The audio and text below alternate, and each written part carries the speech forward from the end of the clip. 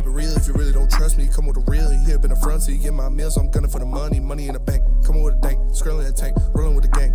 You sitting out on the sideline tripping, I go to the hole with the rock like Pippin. Yeah. I'm okay.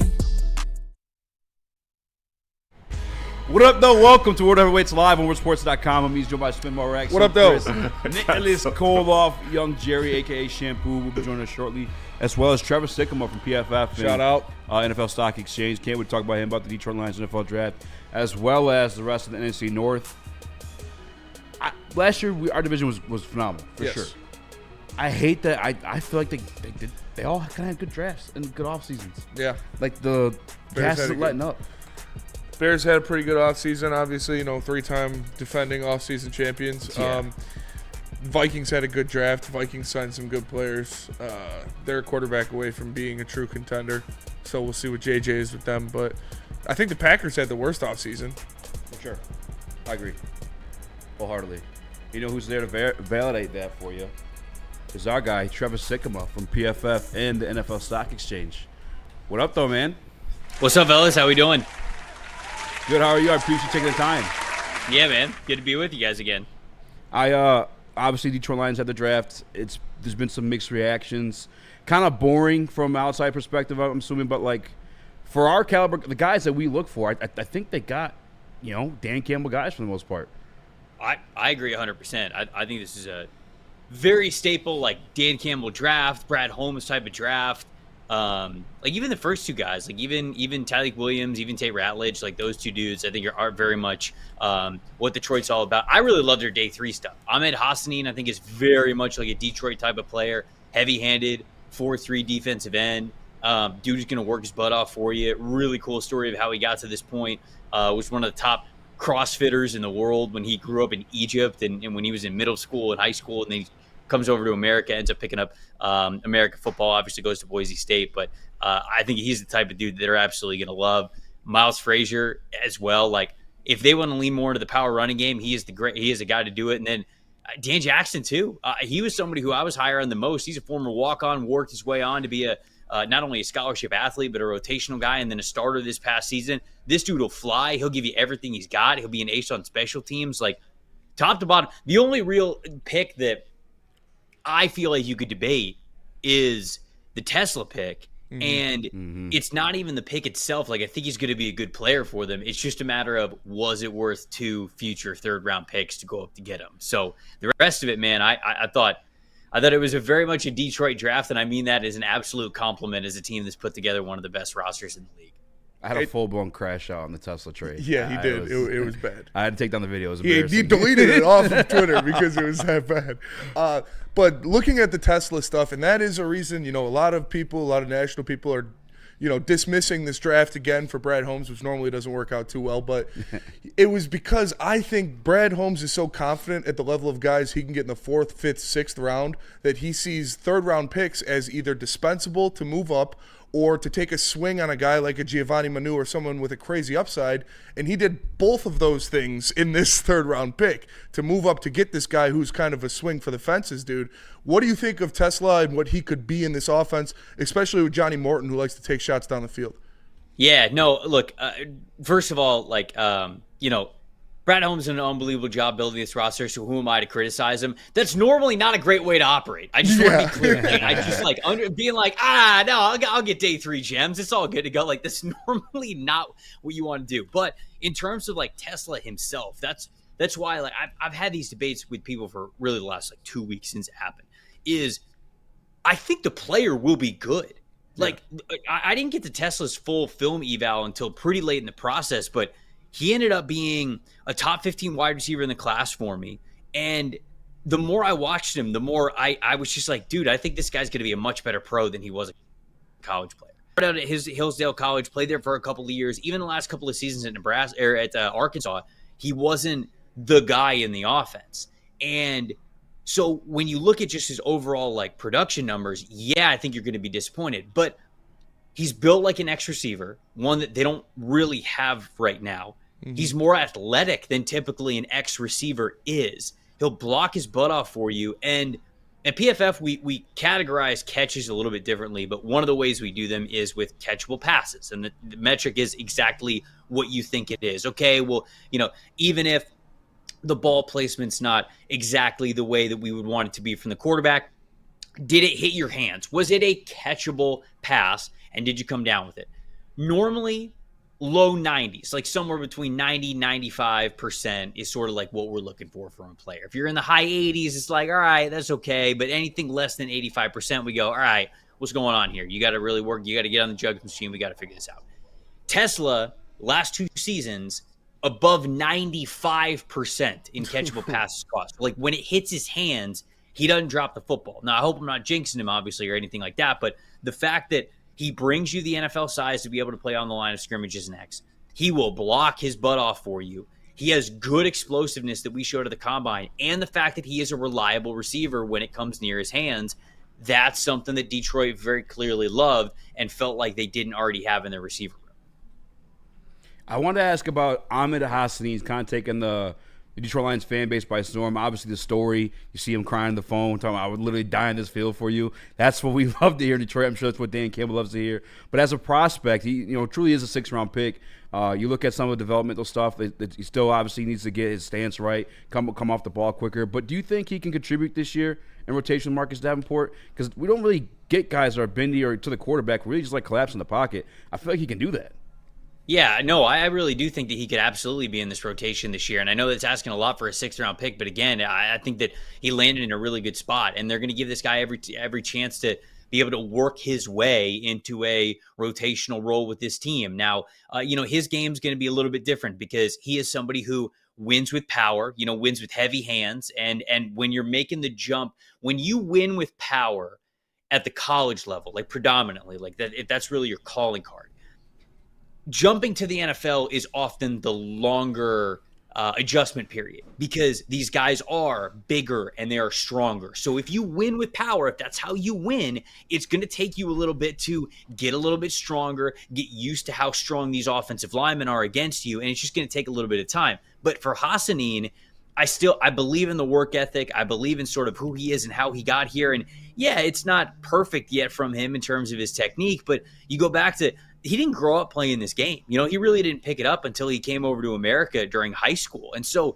I don't want to say it's new for him, but he's going to continue to lead into coaching that he's now going to get on this staff. And I think that he is somebody who work ethic alone, he is going to make a case to be a rotational player on this defensive line. Sticking with that defensive line, but looking at the first pick of this draft for the Detroit Lions, it's a guy I loved personally. I was extremely excited when they made this pick. I had him as a top 3 defensive tackle in this class. I think top 5, you can't really argue that too much. Tyleik Williams, could you see him being a guy that comes in there, especially with Lee McNeil probably starting the season on the PUP list and playing some real deal snaps and impactful snaps for the Lions at the beginning of the season next year?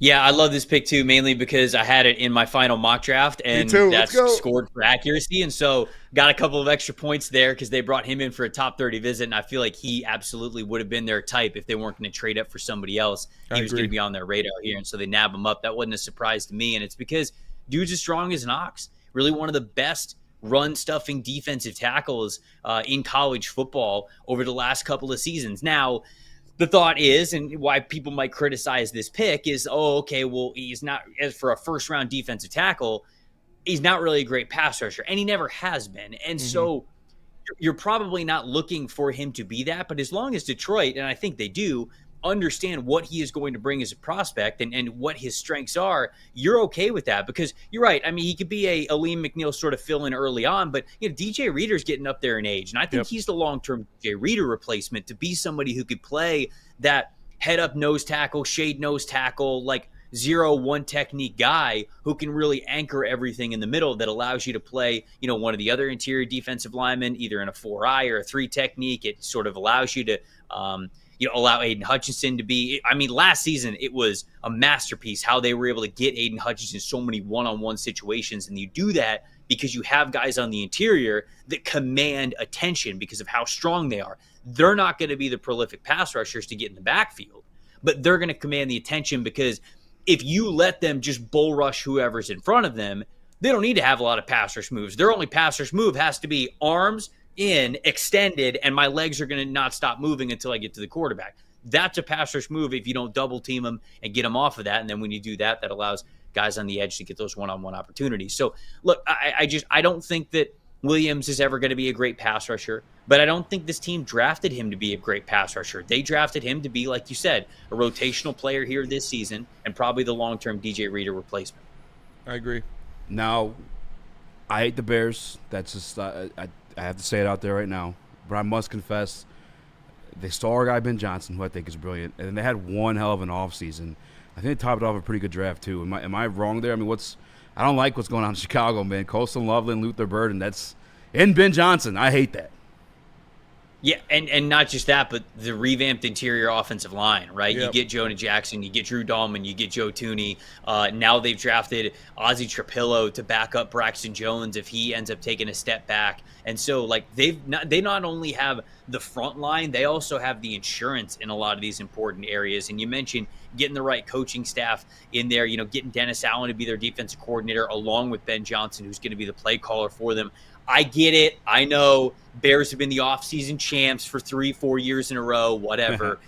This is a dangerous team. And we are really in a situation where if it doesn't work this year, or I should say over the next couple of years, I mean, the franchise might be cursed. I mean, you cannot, in a salary cap era, you cannot have it better than what they have it right now. And so now it is all about, put up or shut up for the Chicago Bears. But this should be a team. I will be picking the Chicago Bears to make the playoffs this year. I think I will have them as that second team in this division, one of the toughest divisions, if not the toughest division in the NFL. I still think that this is Detroit's division to lose. But with the changes with Minnesota and a new quarterback, you just never know how they're going to play, especially one that's coming off of injury. I think that the Packers will be good. Will they be great? I'm not so sure about that. Chicago would be that team that I would bet on to be the second-place team in the NFC North. Not a fan of that. No. I hate them. Looking at Minnesota, though, that's another team, that won 14 games in this division last year. Obviously, the biggest thing that they're worried about is can J.J. McCarthy replace what they lost in Sam Darnold, which I personally think he can with Kevin O'Connell. But they had a great offseason as well, adding more pieces to that defense for Brian Flores, and their draft, they go out there and they get some great pieces as well.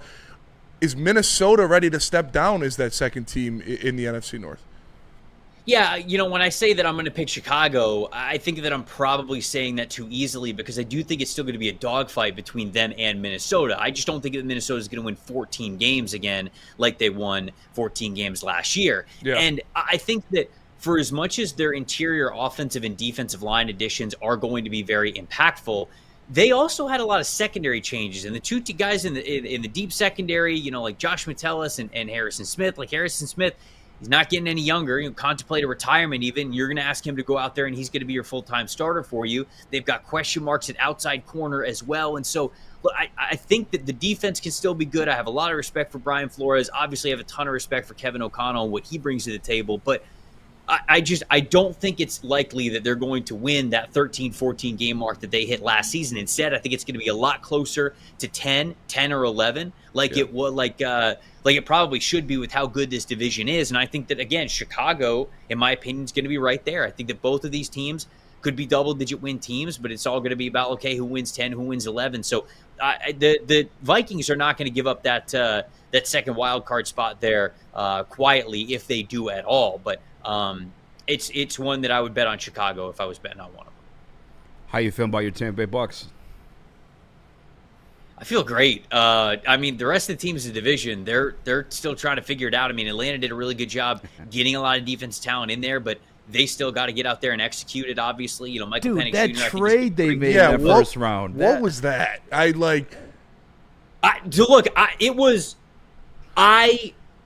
was so floored that they took a wide receiver. There were some draft analysts who I really respect, like Dane Brugler, Daniel Jeremiah, these guys. They had Tampa taking a wide receiver. I think one of them had them taking Tet. One of them had them taking Matthew Golden. I'm like, am I going crazy? I know people who cover the team really closely, and I reached out to them and I asked them, I was like, are they going to take a receiver? Am I missing something?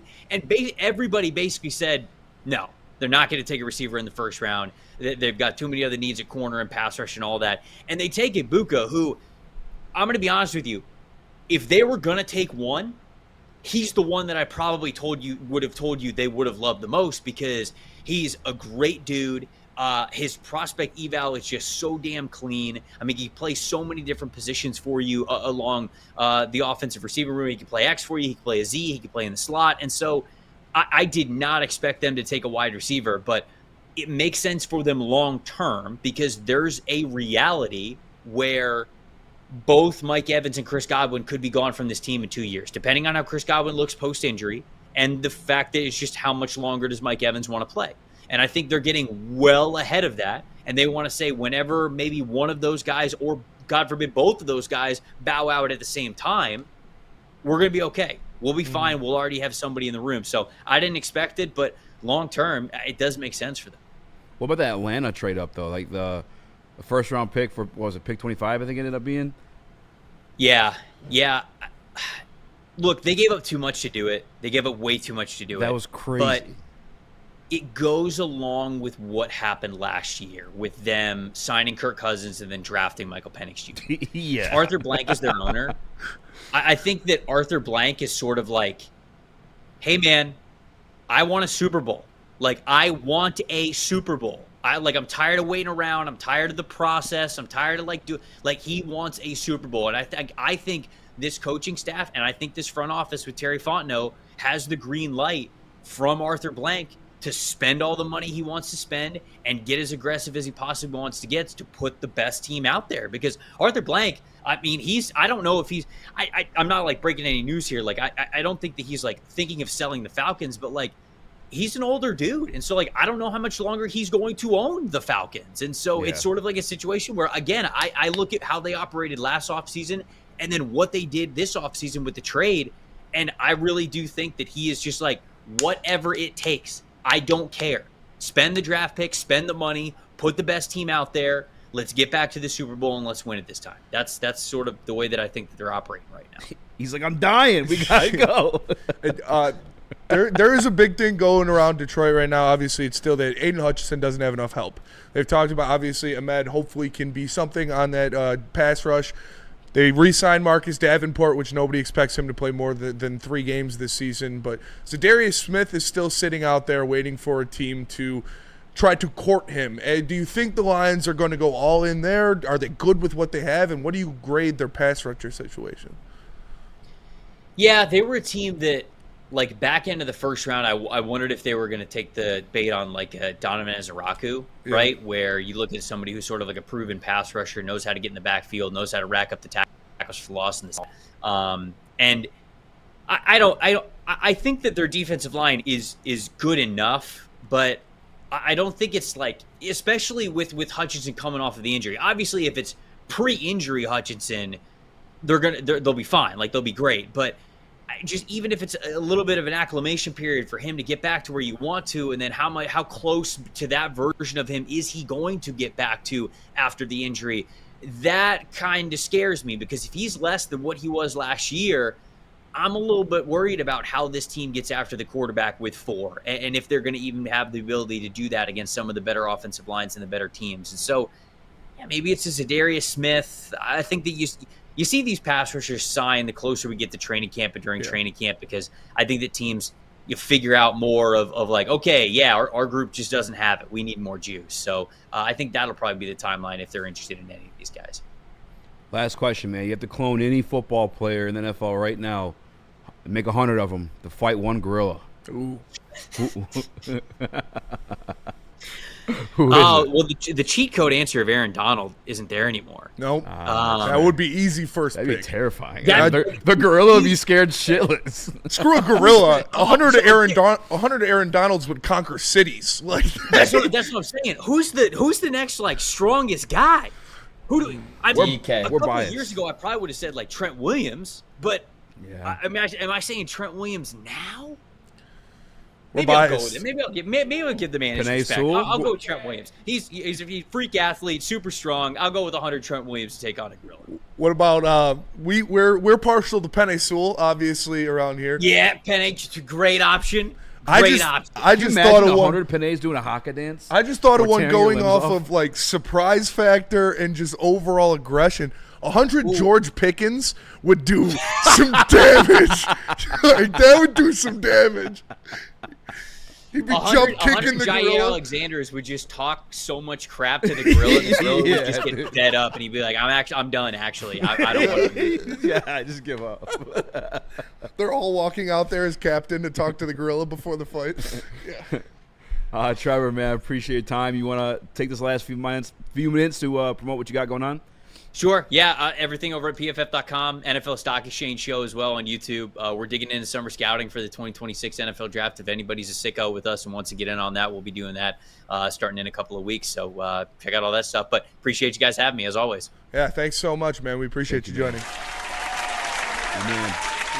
100 Jair Alexanders, that would be a roast battle for the ages. Just so much crap getting talked. But think of 100 George Pickens. 100 George They'd Pickens. be like doing flying kicks. Would they be fighting each other? There would be a lot of infighting for sure, but I think it would cancel out with just the overall bloodlust and unpredictability of 100 George Pickens. Doesn't matter if you have one ass cheek and three toes. All right, we got to go to I will break. beat I'm your fighting ass. with the cousins in the Woodward Sports Chat. I'm just stop. You guys got coming with some Woosah, facts. baby. You want to say something? And don't say any of the weird racist stuff. That's just not cool. He marginalizes white players. But let's go to break real quick. We're going to come back. We're going to talk. We can do the intro. We can keep with the Lions talk. We got some Brad Holmes news. But first, let me tell you about Planet Fitness. Planet Fitness is the home of the judgment-free zone where everybody can get a full-body workout in 30 minutes, and all memberships include fitness training. You get all that for just $15 a month, or you can upgrade to the Black Card and get use of amenities like hydro massage, total body enhancement, and access to over 2,500 locations worldwide. Join in club or online at planetfitness.com. Planet Fitness, where fitness is essential. No one gives away more cash and prizes than Woodward Sports. You don't believe us? Here's our latest $10,000 winner. You know, you guys posted, hey, if you guess all this stuff right, we'll give it's $10,000. I'm like, okay, well, why the hell not? And the winning doesn't stop there. How about our Outkick Your Coverage winner? I think you won. We got Tully, everybody. This guy's got a hot girl. Bigger prizes, bigger giveaways, cash, merch, tickets, and more. All from the biggest sports network in Detroit. No one does it bigger and better than Woodward Sports. Make sure you're following, liking, subscribing on Instagram, Facebook, X, and YouTube for your chances to share in the winning. From Detroit's #1 sports network, Woodward Sports. How do people feel about getting a Planet Fitness membership for $15 a month? How do they like working out in a clean and spacious gym that's filled with equipment for every workout? And how about free fitness training in the judgment-free zone that leaves them feeling energized all day long? Join Planet Fitness today with the free PF app, online or in club, and start getting that big fitness energy for $15 a month.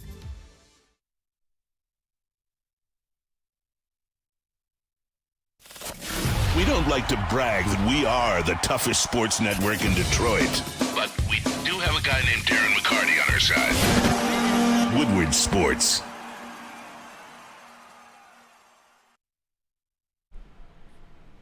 That's going to be a massage chair? They're bringing one in tonight. That's going to be... Oh, Nick, we're trading spots. That's crazy. Are you looking up to upgrade your relaxation game? Check out Massage Chair House in Bloomfield Hills, Michigan, the largest massage chair showroom in the Midwest, with the top brands for massage chairs like Infinity and Osaki. Located near the corner of Woodward and Long Lake Road. Experience luxury comfort with Dr. Eric Duncan, the Wellness Doc, creator of the top YouTube massage chair review channel.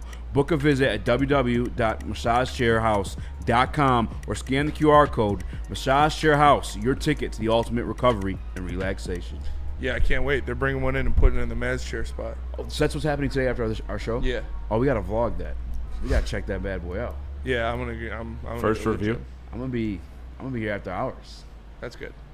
You know, I'm not. I gotta go to the gym because I show up to more watch parties. I'm gonna be off this week. I'm stepping down. No, just kidding. I'm going. I'm pregnant. Yeah, I'm pregnant. I gotta take a leave of absence for my pregnancy. No, I'm going to house sit for my brother. Shout out Hang with the nephew. with the few. Shout out Jerry. Shout out nephews. Jerry. We can definitely segue this in the Lions, but we have to. Did you guys watch the games last night? Yes. The playoff or NBA? Yeah. What's going on in hockey, by the way? Leafs. I don't know. Yeah, the Leafs won. They almost choked against the Panthers. Like, it was really close. What's the series? But it was 1-0? 1-0. I mean, the second round just started. Yeah. So, obviously, Winnipeg just won in the last minutes, double overtime in Game 7 to move on. So, second round's just getting started. Nothing really crazy has happened yet. Leafs came back, or almost got come back on. They choked. Tried to give it away, but ended up winning that one. So, it's 1-0 Leafs. I texted the group immediately upon leaving here, and I told you guys. And obviously, the Celtics still favored in the series, and they very well may still win. Sorry about that. But I said I think the Pistons were the perfect matchup for the New York Knicks to go through to go head into the series. The perfect bully ball style, the playoff fucking they got punched in the face. But Boston just maxed and relaxed through that first round, where the Knicks came in kill mode. Well, look, Boston was also resting for a while, a little rusty. I wanted to ask you, Easy, because we had that whole conversation about choking a game. Was that a choke in your eyes? Did the Celtics choke that game? Celtics choked that game. Yeah, they were favored to win. They were favored to win. And they're up by 20. Yeah. Yeah, and Porzingis got hurt, but they definitely choked that game. Yeah. It was bad. Yeah. Well, if I just told you that after 3 game ones in the NBA second round, that the Pacers would be up on the Cavs, the Nuggets would be up on the Thunder, and the Knicks would be up on the Celtics, you wouldn't believe me. I 100% would have believed you. I'm gonna say this right now. That it's making me feel. It's making me feel gross, but I'm rooting for the Pacers to beat the Cavs. Absolutely. Yeah. Because I'm so sick of Cavs fans being like, Kenny Atkinson took our team to the next level. If you lose in the second round, you're literally at the same level. I cannot wait. It's the same thing. If you lose in the second round of the playoffs, that's where JP Bickerstaff took you to. So I can't. Their whole response to why Kenny Atkinson's so much better is because he's taking this team to the next level. You're down 0-1 in the second round. This is a hot I hope take. you guys get fucking swept by the Pacers. This is a hot take, but I got the Nuggets coming out of that series. For Honestly, It's not even hot. If the Nuggets go to the Western Conference Finals, let alone the finals or win the finals, Jokic will cement himself as a top 5 player in the history of the NBA. Yeah. What he's already done, what he's doing right now, and he's coaching the team. He is literally coaching the team right now, and he's dropping 40, 20, and 6. Like, the guy's a fucking freak, with nothing, too. Like, with nobody. He's relying on Russell Westbrook, who's 37 years old. Not 27-year-old Russell Westbrook winning MVPs. Shout out to Aaron Gordon. And shout out Aaron Gordon for that, man. What a true Mr. Clutch. Two buzzer beaters. Two buzzer beaters. Yeah, Brunson's got to catch up. It's been nuts. No, Jokic, he almost got fouled out, too. Yeah. 5 fouls doing that. Because Jokic is coaching the team. He's not subbing himself out. I'll say this, too. You want me to come out, coach? Oh, fuck you. Well, it did take him out for the final 2 seconds. Yeah. I don't know. That was a crazy game. But the timeout by the Thunder, that was kind of what fucked them, though. Listen. I'm sorry, the intentional foul. Oh, yeah. They were intentionally following the Nuggets. Yeah. What are you doing? Way too early to start doing that. Like, if they make it, they make it. But I don't know. That was crazy. The Thunder are following the Golden State Warriors blueprint. Build a dynasty. Lose 1 year, so then you can justifiably go out and get Giannis the way the Warriors justifiably went out and got Kevin Durant. They are. Like, that's why exactly I what's want going to happen. That's why I want OKC to lose in the second round, because I want to see some crazy shit happen, like them go get spend all their picks and go get Giannis. If Giannis isn't playing in Milwaukee next year, he's playing in Oklahoma City. Yeah. And I want Jokic to prove he's the MVP of the league. And it's out of the Eastern Conference. They have the picks, the players. They have the biggest, deepest war chest, and it's not even close. They can outbid anybody. Is Chat in that trade? For you guys? Chat starts with Chat. Yes. Which, I mean, he kind of fucked them. But you do. What about J. Will? You want to keep J. Will. You keep J. Will and Shea. I want to keep J. Will. I think it probably starts with that though. I probably starts with Chat and J. Will. Yeah, right. They got 19 picks. Yeah, I'll give you Chet and 7 first-round picks. Like, all right. I mean, what are those first-round picks going to be? They're bad. They're bad. They're from other teams, though. Yeah, it's all from other teams. I mean, if you can get some top 10 picks, maybe. But I want a Clippers pick I next just don't year? think the Bucks are going to accept that if it's strictly Chet. Well, it'll probably be Chet, Lou Dort, somebody else, and 7 first-round picks. It'd be crazy if they could keep J. Will. They're going to keep J. Will and Shea for sure. Oh yeah, they have to. They have to. Did you see J. Will at the If they could keep Dort as well, that would be insane. That'd be crazy. But they'll keep Caruso, and he's basically white Lou Dort. White Lou Dort. J. Will's First, obviously, I forgot Shea's Canadian. Yeah. He's got the Toronto accent. He does, yeah. And I can't even take him seriously. Cheese and fam. Yeah, definitely I'm losing the series now. Just know he's Canadian. Yeah, Jokic was out there dropping buckets, fam. Yeah, while I'm listening to this guy, it feels like he's faking an accent because I forget that. Yeah. This guy's sniffing his Gatorade bottle. Like Jay Will's tripping out. I don't know what was in that Gatorade bottle, but he was spazzing. But that was one hell of a way to win a game by Aaron Gordon. Second time this postseason. So and he still has his bounce too. Like he gets up. Sure. Still. Like Mr. crazy. Clutch this season has As much as Reggie Miller's throat in that thing, Yeah. Jalen Brunson hasn't been the most clutch player. Looks like in the postseason. Orlando. It's been Aaron Gordon. He's got two game winners. Yeah, he looks like Orlando Aaron Gordon. A little bit. Shit. Fellas, I got a question for you guys. Game-winning dunk is disgusting. Buzzer beater. On Buzzer somebody. beater dunk. Like Yeah. he just punched it. Literally, like off of his fingertips, it couldn't be closer than what it was. I bet Dwayne Wade called and apologized that night. Hell yeah. He should have.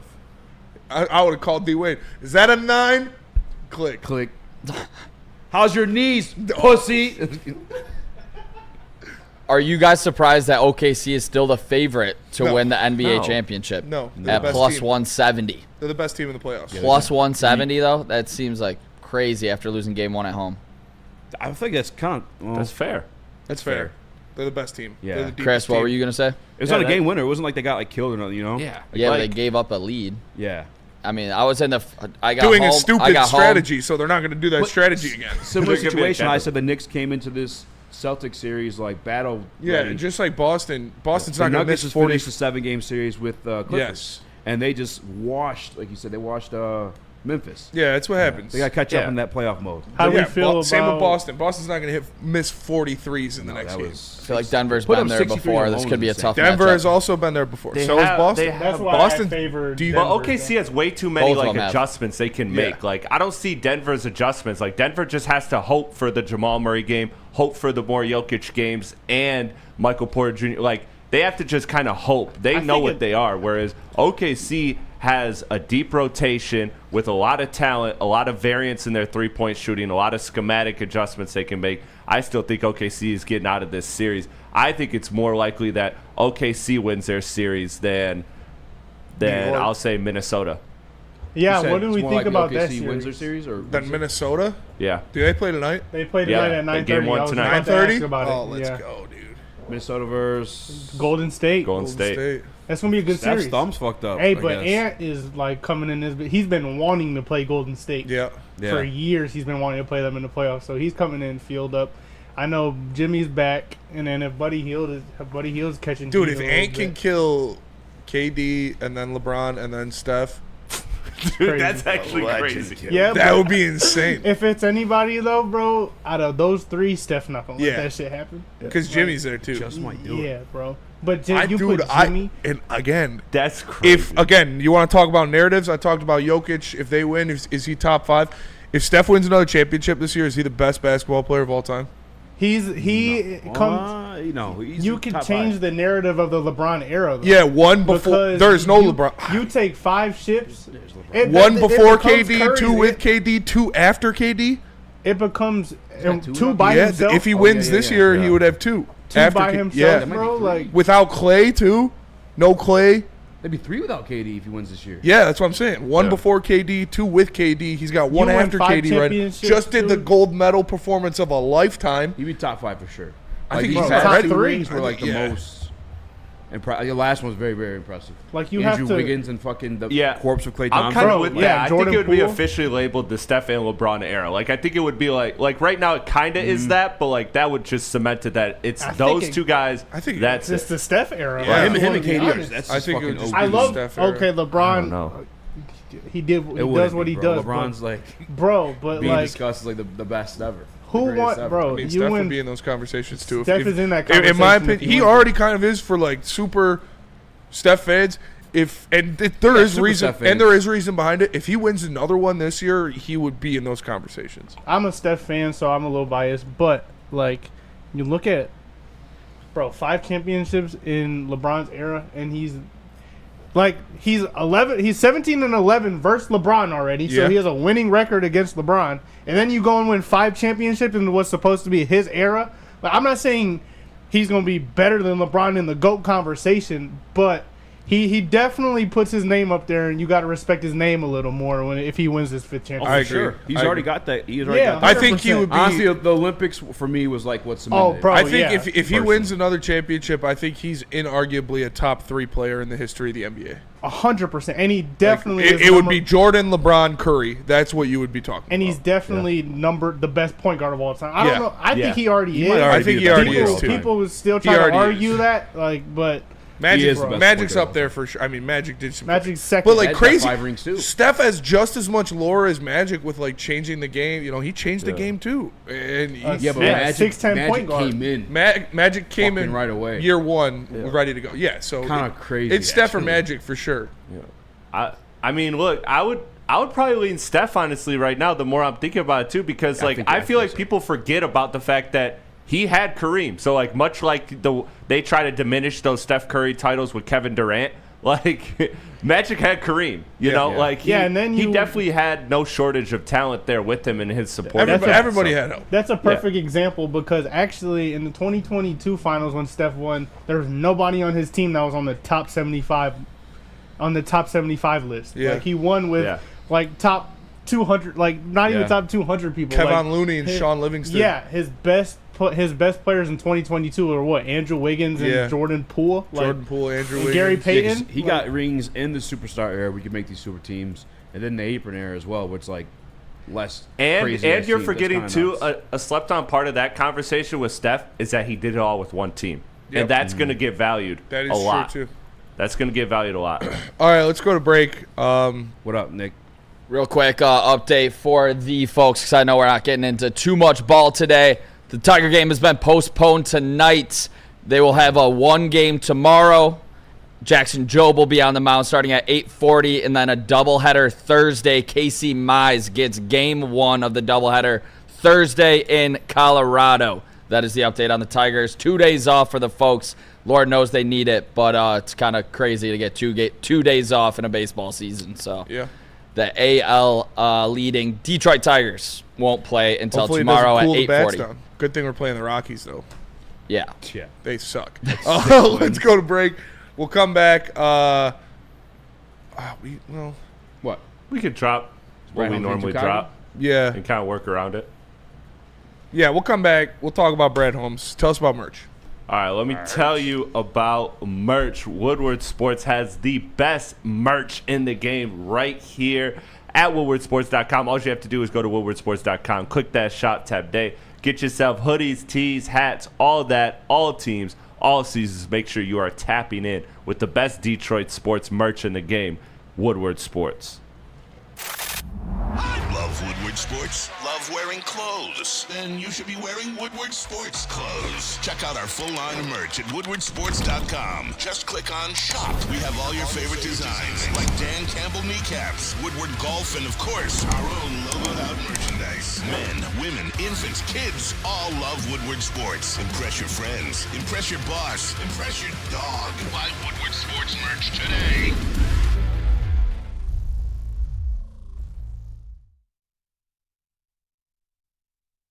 Walk into any Lady Jane's Haircuts for Men today. Open 7 days a week. Sit back, relax, and enjoy a precision haircut, scalp massage, hot leather neck shave, and hot towel treatment from one of our talented stylists. Step up your game this season and take advantage of our $20 haircut special. Scan the QR code and get your coupon today. Lady Jane's Haircuts for Men, the ultimate haircut experience. Open 7 days a week. Walk-ins always welcome. Lady Jane's Haircuts for Men, it's wicked awesome.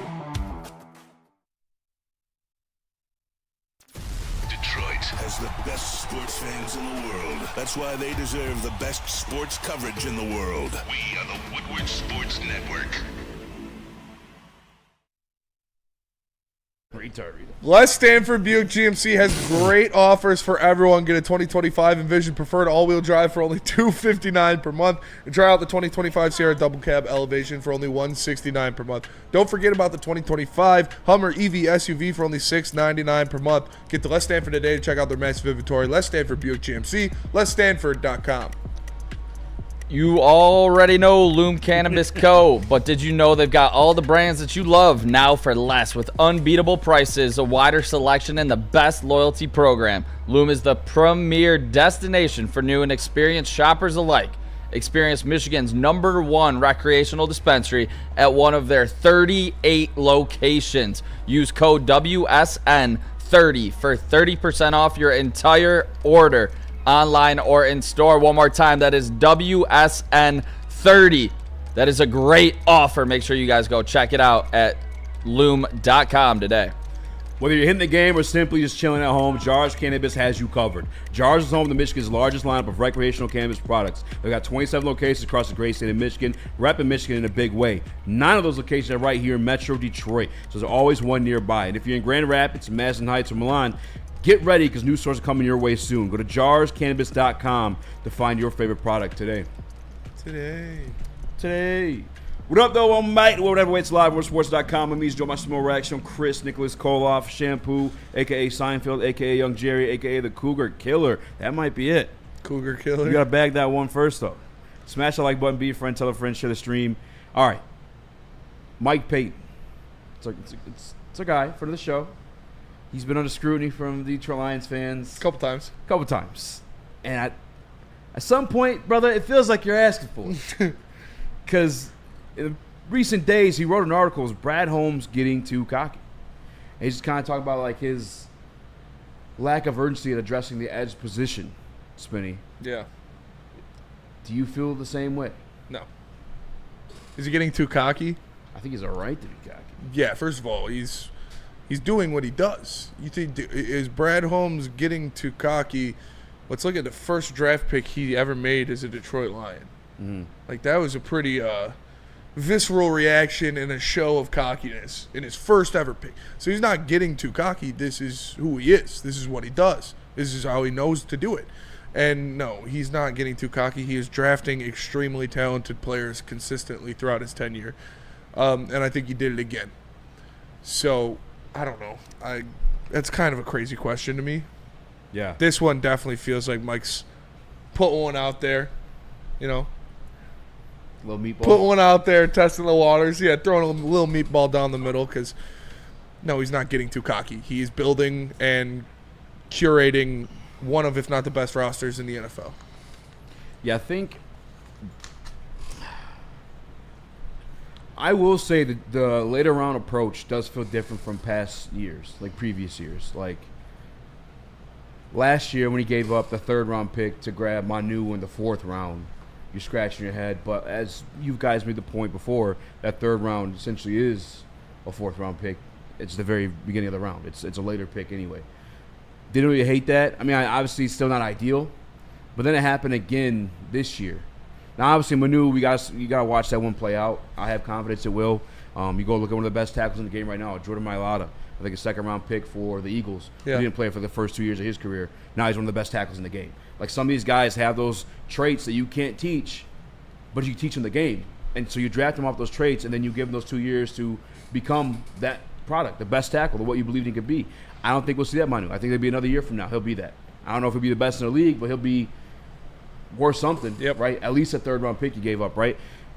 This year, another uncharacteristic move based on the years previous where he actually had success. He gave up 2 3rd round picks to go up in the 3rd round.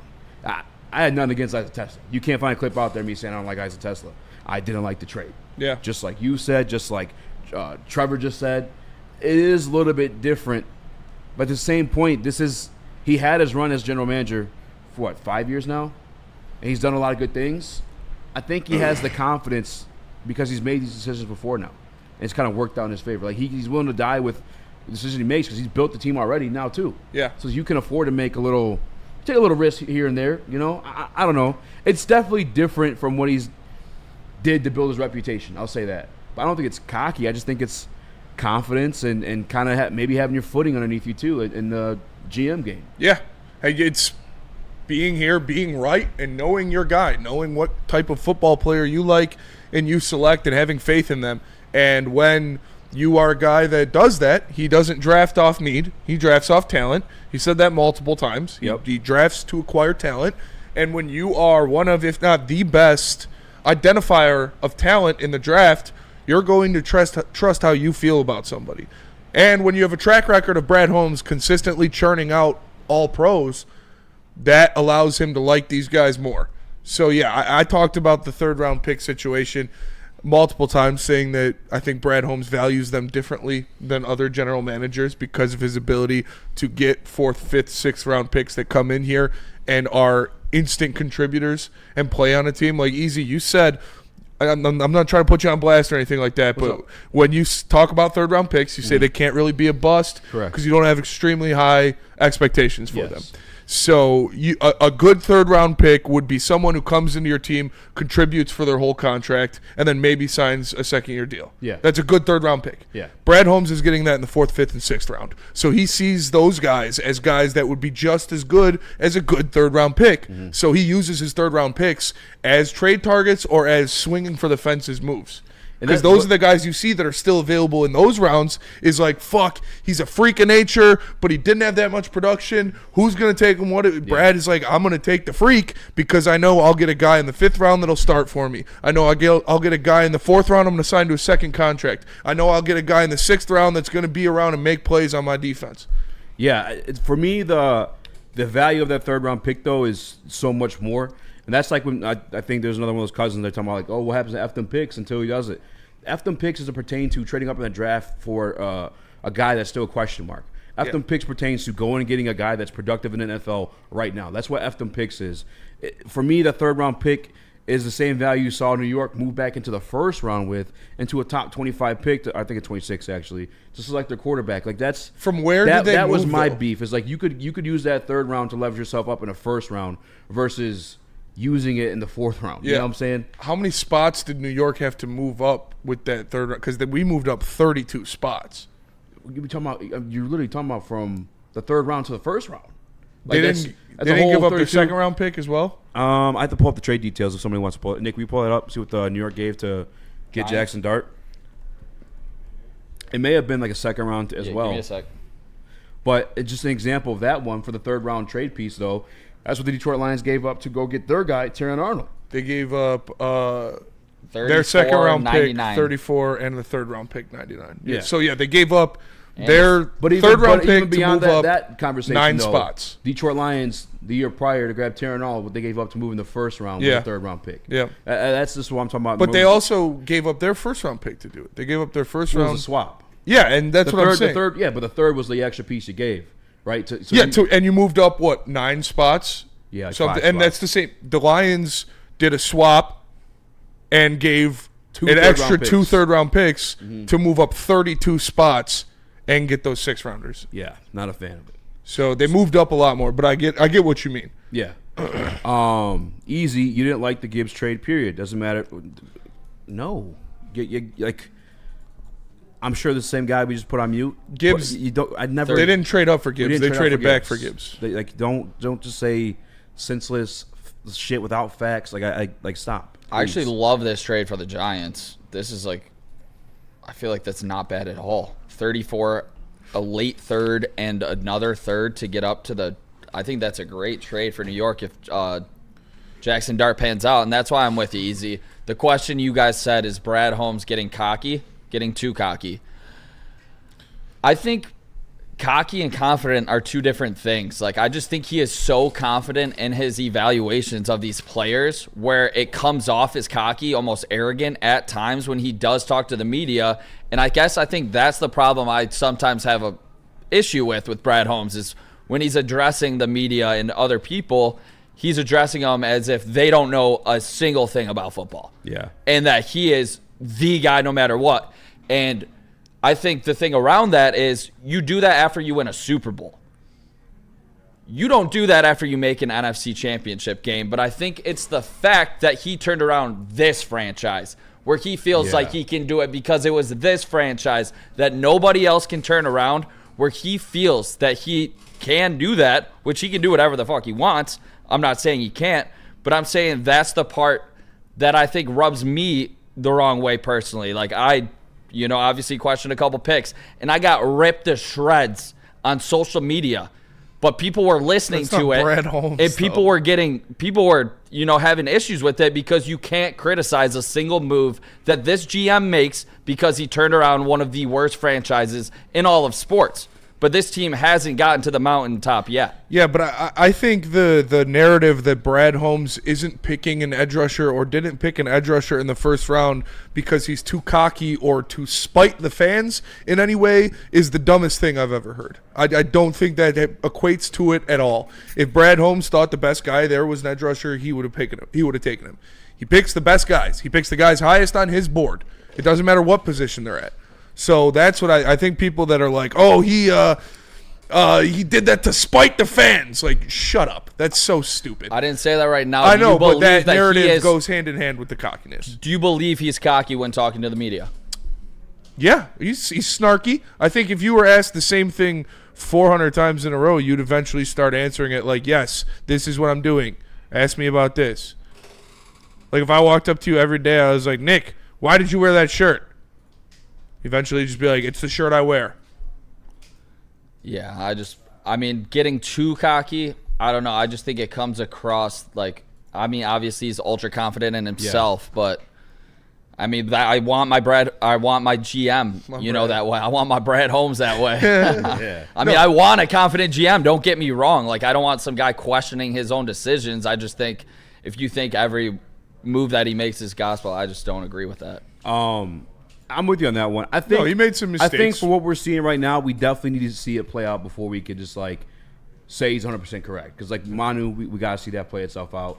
Tesla, I think, will play itself out, maybe even early as some point this year. Mm-hmm. I just think the offense is developed that way. He's made perfectly for over the middle catches and stuff like that. But he's confident when he's doing it, I guess. I don't know. I think he has more of a grip on the game. Yes. To me. That's how I feel. And if it obviously, shows to bite him a little bit, like the Broderick pick, I guess you could say bit him a little bit. But he didn't give up 2 third-round picks to go get Broderick. Mm-hmm. You know what I'm saying? Like, a little different scenario here with these ones. And right now, today, we are going into next season with a better defensive line than we had last year. And, I know that everybody wants that superstar opposite of Hutch, but he's already come out and told you that that's probably not going to happen, and it's not really realistic unless it was an all-in, fuck-everything move. But they're not going to make that move. And as much as we're the guys that have been calling for that, we're the guys that are like, you got to go get this dude. Eventually, you got to come to grips with reality and realize that that's probably not going to happen. Well, the thing is, he's reportedly, this is from ESPN, too. He tried. Not a YouTuber, not no other shit. He tried. So he is willing. But it takes 2 to tango. Obviously, the Browns reported they weren't willing to move Myles Garrett. They paid him to make sure he stayed. The situation, the same thing with Max Crosby. Yeah. Paid him, and so he stayed. It's like those guys weren't getting moved. Those are franchise pillars, and they're not old enough. Myles probably getting up there a little bit to move off of, and we weren't able to get him. And Q Ball in the Woodward Sports Chat says, "Is Zadarius a superstar? That's all we want." So Zadarius Smith.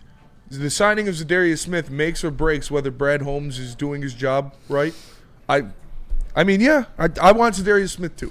I want them to sign Zadarius Smith. I think they're going to, but we'll see. I also liked all the draft picks they made. I also think they gave up a little bit too much to grab Tesla. That's what I'm saying. But yeah, you could believe it's fine. Yeah, I'm the same boat. But I hate when people say that. He's not picking a defensive end just to spite us. Like, he doesn't give a fuck what you think. Dumbo Jumbo says, all right. Appreciate the super He chat. could be any type of person for all I care. Get me a Super Bowl. I'm kind of against that one. Draws the line. I like to say he could be Satan himself. Go win me a Super Bowl. Yeah, because even Satan has a code. But no, I do believe that they're going to get Zadarius Smith. A lot of you guys wanted Mike Green, so I get it. That's quite literally that example. Maybe some of you guys want Justin Tucker. Who knows? But we got some bills to pay, which we will do. Let me tell you about Mark White. I don't know how to transition off of that one. My guy, Mark White, can save you up to $5,000 on the closing cost of your brand new home if you just simply hit him up by dialing 248-290-8242 or visit him at markwhitesells.com. That's 248-290-8242 or visit him again at markwhitesells.com. The boys of summer Tigers coverage than Woodward Sports. Join us all season long as we follow as our hometown Tigers claw and fight. This ball is gone. Boys are back in town. Feel the roar with Woodward Sports.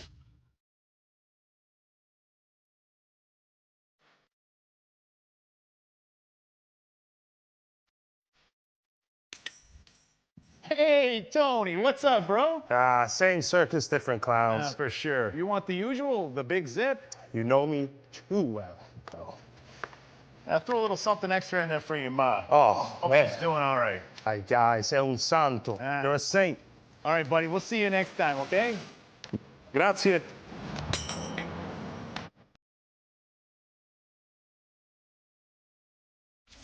Is that an octopus in your pants, or are you just happy to see me?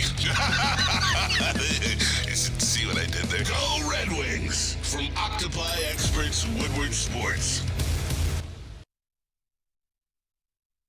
Jane's Haircuts for Men, open 7 days a week. Walk-ins are always welcome. Make sure you stop in, sit down, relax, get an award-winning haircut from one of our lovely, talented stylists. Open 7 days a week. You can get the hot leather neck shave, scalp massage, hot towel treatment, all that good stuff. Like I said, walk-ins always welcome. Lady Jane's Haircuts for Men. It's wicked awesome. Couple places we could take this one, Spinny, but executive of the year was announced in the NBA. Trajan Langdon came in third place. How you feeling about that? I mean, it's not as egregious. It's not as egregious, but like Sam Presti winning it. Third. Right? That's a legacy win. That's not a what you did this year win. That's fair. You got Caruso and Hartenstein this year. Two good signings. Not game-changing signings, not making them triple their win total signings. Like, yes, Sam Presti is probably the best GM in the NBA right now. But Trajan Langdon had the best performance from a GM last year. What he did revamping that roster, bringing in a head coach of the year finalist, bringing in a sixth man of the year finalist, bringing in all of these other veterans to play in place and to sell out and be who they are on good contracts. After a 14-win season. Yeah, after a 14-win season, I don't know. I still think the JB one is worse, but, like, no, you can't tell me that Sam Presti did more to benefit his team as a GM than Trajan Langdon did last year. You can't. Sam Presti is a better GM overall, but Trajan had a better year. Fuck that. No, I don't care about the first place part. That part, like, I will argue Trajan Langdon executive of the year because of what I said. He brought coach of the year finalist, sixth man of the year finalist, many of the awards tied to Trajan. It's a lot harder to take a terrible culture with no direction and establish all of that within a calendar year. So it absolutely is a legacy reward. I'm not going to all the way crash out on it. But I am going to crash out on second place.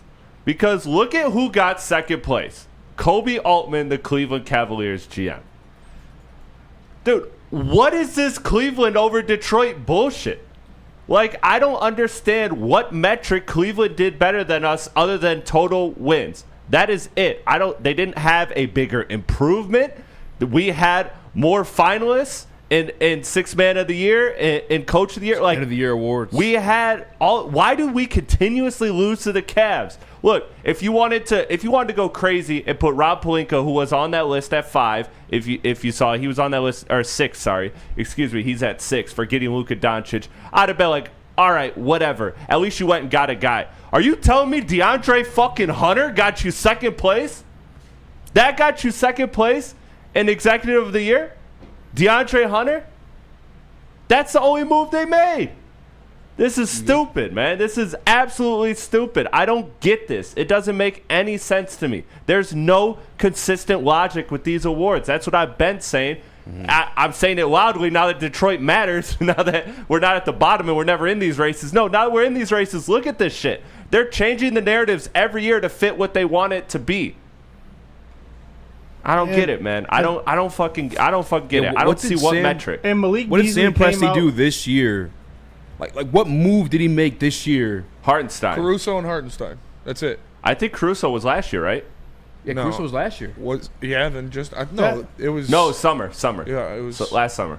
That whole thing is just stupid because, I mean, bro, you came out we have 3 finalists in 3 different categories, and we don't win one. And then you look at Cavaliers last year; they were still the number 4 seed. Like they still had a positive record. We were 14 and 68 last year. Like, dude, you got to look at the narrative that we set. Like it comes to play. Like, okay, they got first place. They went on 2 20-game win streaks. Like that's at the end of the day, your coaching is good, but that comes down to the players too. With what Detroit did, that was down to coaching. Like they represented coaching. They changed the narrative that coaching matters in the NBA. The Cavaliers, that was just having defensive player of the year, having a good form in Donovan Mitchell and Darius Garland. Like that was a player's caliber team. Dude, he got to just sit relax, back, watch what the Cavs were doing wrong, and tweak it a little bit. Exactly. And he got a fucking award. Versus a guy that had to come up and clean a shitstorm. Yeah, that you were last seed 14 and 68, and you have to come in here and try to just clean with a clean slate and just try to redo everything. It's a whole different perspective of what you have to do. It's tough.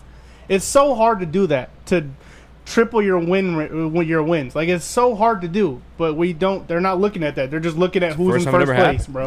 Yeah, it's ridiculous. Neil said it. He said that NBA media is lazy. Very, very, very lazy. It's gross. Almost. Like none of that shit adds up to me. No. And I'm the guy that told you. I mean, we're snub city, right? Dan Campbell didn't get it. AJ Hinch didn't get it. I was the guy to say on this seat and told you I don't think Dan Campbell was going to get it. I don't think the way that award goes that was going to be his award. I would tell you if it was the case. This is JB's award all day. There's just no arguing against that at all. Yeah. And Trajan, like you said, Chris, I think you make the best argument for it. If you have multiple end-of-the-year candidates, 2 of them I think should have for sure won. Yeah. In terms of Beasley and JB. Then you brought the executive of the year. You brought in this year. Yeah, got guys that were already there. Yeah, you brought them in this season. Yes, like it's ridiculous. Yeah. But whatever. It's NBA media. It's just the same way. Detroit versus everybody, dude. Fuck it. Yeah. Who was the kid from New Orleans? Kevin, whatever his name.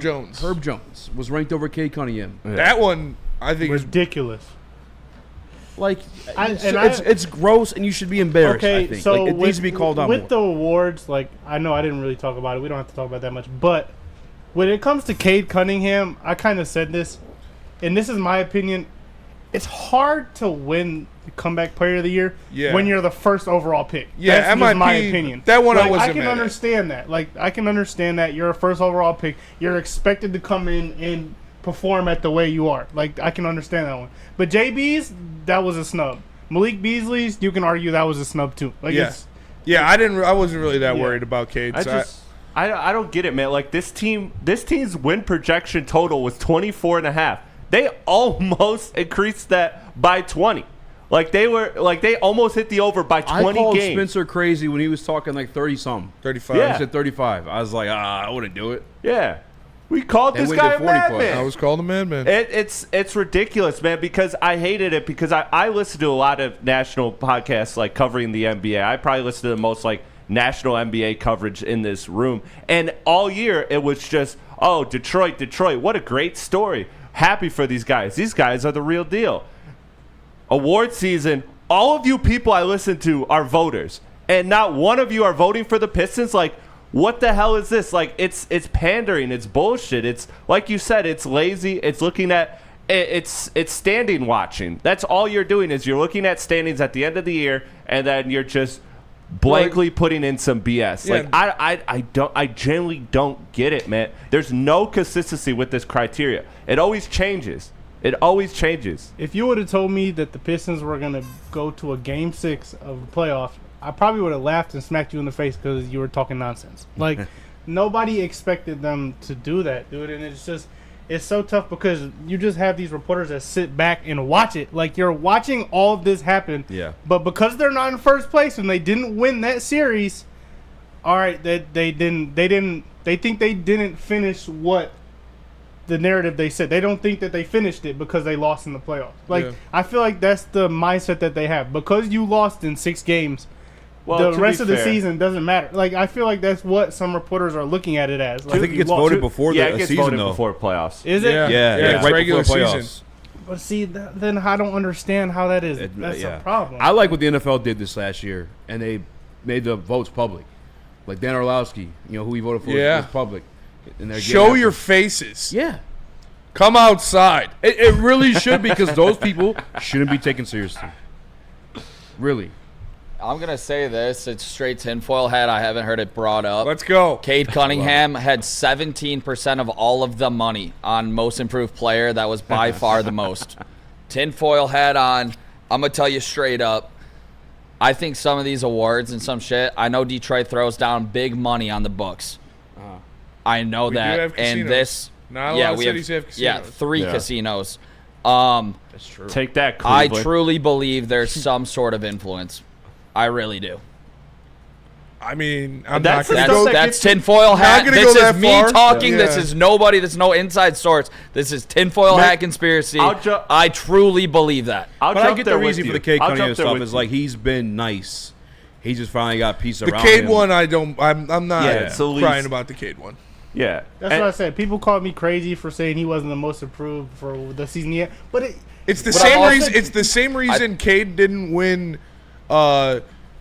most improved player is the same reason that Atkinson shouldn't have won Coach of the Year. Exactly. Cade was still really good. He Yes. just got a little bit better. Yeah, The Cavs were really good. They just got a little bit better. Dyson Daniels was butt cheeks, and he turned into a good NBA yeah, player. he had what 300 something steals. Yeah, this year, the bro? Pistons Like, were it's- butt cheeks, and they turned into a 6 seed. And like Those are the turnarounds you should reward. The first ever to triple their win total. That's something you should reward.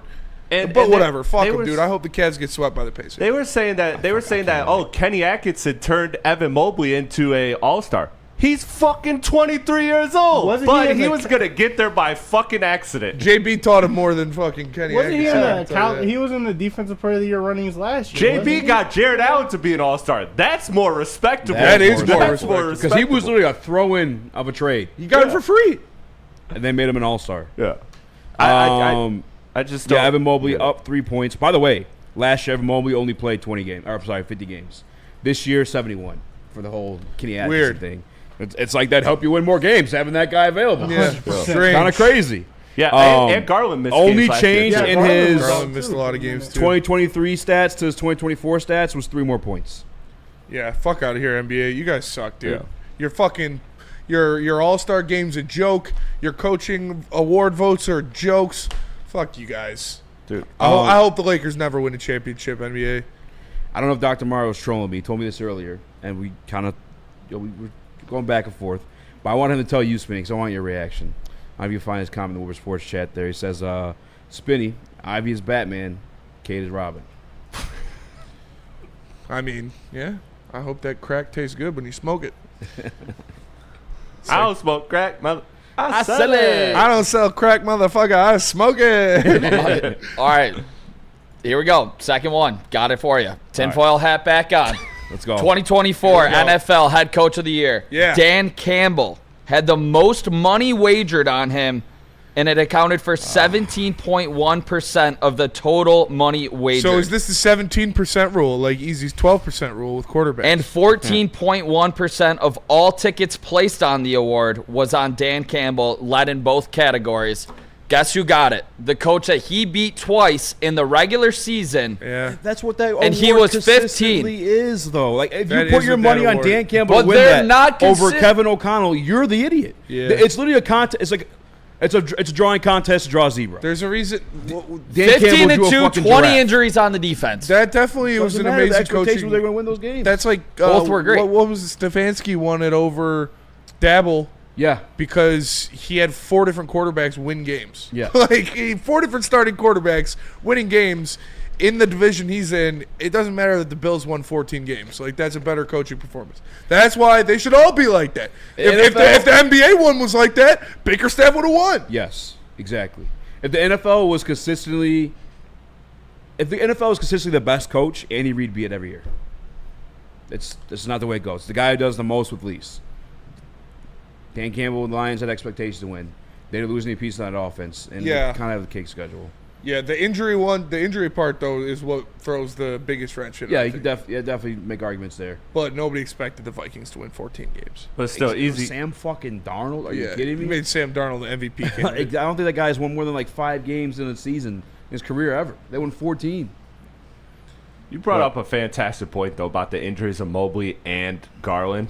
Like, if they played that whole season, how many more wins did JB have last year? It's ridiculous, And man. I'll never understand it. And it's one of you guys said that was lazy, that's on the money. Lazy media. I'm sorry if you're still talking. Lazy media, no. Let's go to break. We'll come back and we'll talk some more Lions. This time, your star edge rusher. But first, let me tell you about Mad Packs. Spenmo Rags here to talk about Mad Packs. Mad Packs, the hottest new cannabis brand, and they're partnering with Woodward Sports. You know what that means? I'm feeling good for opening day. Mad Packs is going to take your game to the next level. High lows, getting you high for the low, delivering top-tier quality at unbeatable prices. Boom Shakalaka is a live resin-infused tarantula. This one's the bomb. Blizzard Backs THCA Moon Rocks that hit like a blizzard, coming to select retailers in May 2025. Stay tuned with the Woodward Sports Network for the latest updates. It's bear hunting season, and Dan Campbell is hungry for some kneecaps. If you can just get a hold of them and you start dragging their ass out to the deep, dark abyss, you can drown them. The Kings of the North are back for another year of the brand new Lions. Make sure you're locked in to Detroit's #1 sports network for all the news and info on your Detroit Lions.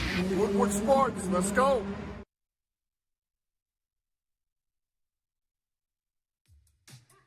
How do people feel about getting a Planet Fitness membership for $15 a month? How do they like working out in a clean and spacious gym that's filled with equipment for every workout? And how about free fitness training in the judgment-free zone that leaves them feeling energized all day long? Join Planet Fitness today with the free PF app, online or in club, and start getting that big fitness energy for $15 a month.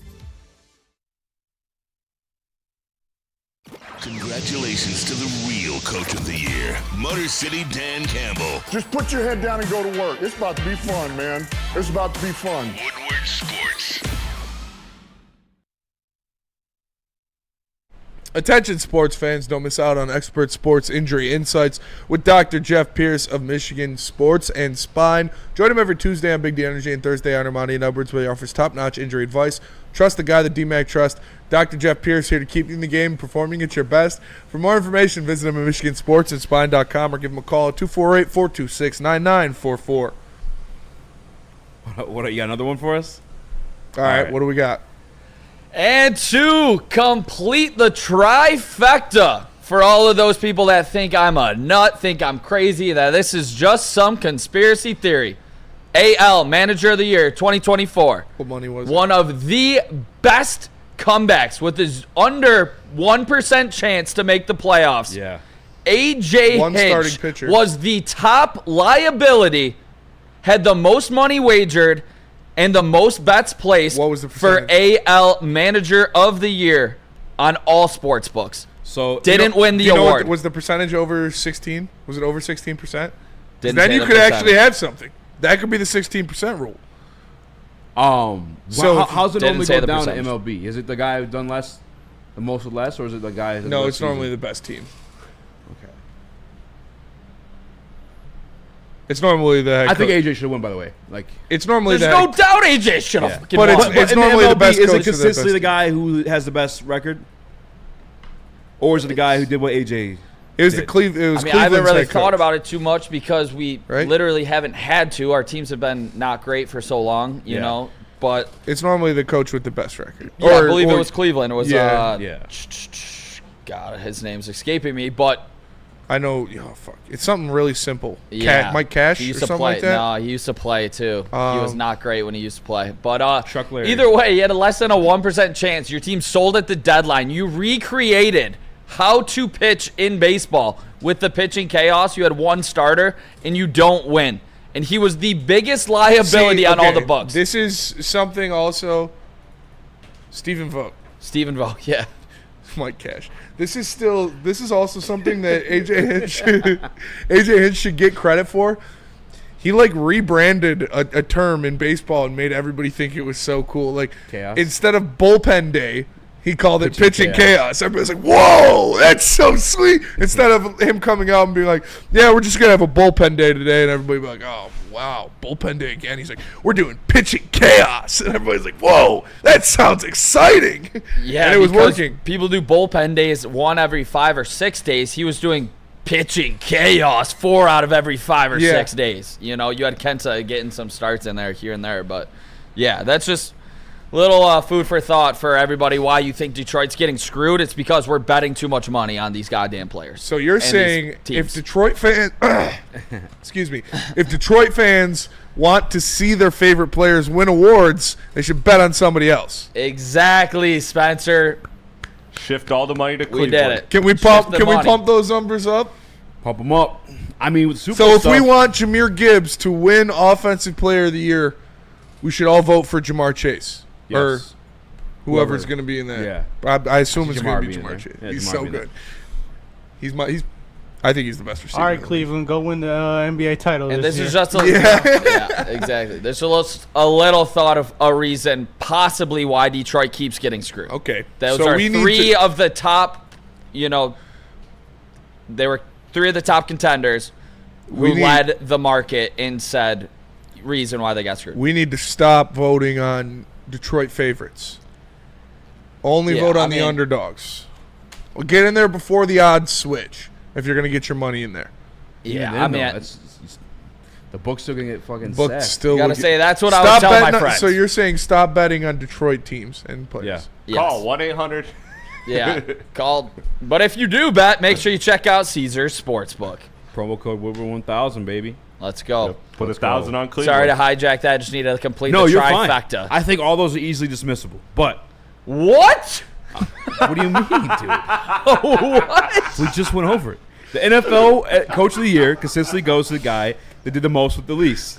Consistently. The guys that are the biggest liability for the book not winning, you'd have no, because Vegas it's doesn't consistently gone to the guy that's done the most with least. Dan Campbell should have got it 3 years ago when Dabo did. 20 injuries does nothing for you, Easy. No, it does not. What about a less than 1% chance to make a playoff team after your team's sold? Not if, in that league, in Major League Baseball, normally goes to the most wins. The manager of the year consistently goes to the guy with the most wins. Like, if it was anything out of character. I think the Yankees were the 1 seed. I think they were too. If it's anything out of character, like, I'm with you. But, like, it's not. It's the same thing every year. You're trying to win like I said, you try to win a drawing contest. Hey, everybody, draw this card. And you came in there and drew a fucking zebra. You know what I'm saying? Like, it's not the same contest. Guardians had the second most wins in the league. Yankees had the most wins. Yeah. Should have gone to Guardians had the second most wins. Should have got as the Guardians, not the Yankees. Nobody expected the Guardians to be good last year. MLB writers still hold trash cans against Hinch. They're petty, but he won a team that is their first ever World Series, so he could flip off with his ring. That is definitely a good point. That's fair. Baseball writers are petty as notoriously fuck. Petty and old school and not with the times. Yeah, that's fair. Nick, I'm with you. I still think last year happened due to all the bets placed on the Lions to win it all. They would have lost Vegas a shit ton of money. You think the injuries are just because? That is something I kind of entertain. I think this would have been in Dan's favor. My bad, Chris. No, that's all I'm saying is like that. I do subscribe to like, okay, if they say if so much money's on the Lions, like it does make me nervous. I'm not gonna lie, it makes me nervous. For Super Bowl stuff, but for awards. For Super Bowl. So not for awards. If the Lions want to win the Super Bowl, they gotta play like the Chiefs or somebody that they're not going to be a betting favorite over. I don't know, dude. The Chiefs. And so if the Lions make the Super Bowl, Lions fans, we got to bet against them. I can't. Yeah, I can't. I just won't bet. You just no, can't actually, not for bet. the love of the game, got to change the odds. I'll throw a little fiver on there. Yeah. Yeah. Would you do that? The Illuminati's going to be after Nick now. We just broke the code. Yeah, exposing all their goddamn cheating that not they're gonna doing. win no more. How do you think the lights are so damn bright, man? Detroit's holding them up over here. I don't know. Might be something to it, maybe not. But I mean, you got some. I'm not going to say it's nothing. 3 in a row in a matter of 5 minutes. I don't think you can say it's nothing. 3 casinos, 3 snubs. It's nothing, dude. If you find that AJ 3 Hinch teams was over 16%, I'll give it to you that you got something. Then it would be the 16% rule, and you could coin that. Yeah. Put it on a shirt. You can make a crackpot video. You wearing a button-up dress shirt, a short sleeve button-up dress shirt, pointing at a wall with a bunch of pictures. Yeah. 16%. 16% every time. That's true. They're paying them off. Shout out Charlie Day. I got loads of Pepe. Sorry, I'm reading comments. Nothing they're saying right now is relevant to what's being said. Burn in the Woodward Sports Chat says I tried. Vegas released the injury bug. They're putting chemicals in the locker room to make their bones They're brittle. making the frogs gay. Wake up. They're putting chemicals in the water to make the frogs gay. Yeah, no, this is... Yes, Charlie, Tigers postponed. I think this is something that you should dig a little deeper in, Nick. I have to do some research. Some more than the 5 minutes that it took me to already figure that out. Crack the code. Nick's gonna end up coming in here with like 3 coffees, bag under his Yeah. eyes, bro. Is it Nick Kohloff or Nick Cage? Whatever happened to that NBA ref? Is he NBA ref? He was giving us some bad calls on one night. No, I know, but is he in that Pacers series at all? I don't know. That's a good question. Oh, Dude, that was a good pull. That was a When great he found out that ref was a Pacers fan and doxed him. That was a good pull. Yeah. That was a good pull. It was dispelled by my Pacers guy, though, okay? It was dispelled by my Pacers guy. All right, let's go to break on that one. Let me tell you about Caesar Sportsbook. Caesar Sportsbook, the official sportsbook of Woodward Sports. If you don't want Detroit to lose, you'll have to bet against them, apparently. So make sure you do that if you're subscribing to Nick's line of thinking. Use code word Woodward 1000. Your first bet up to $1,000.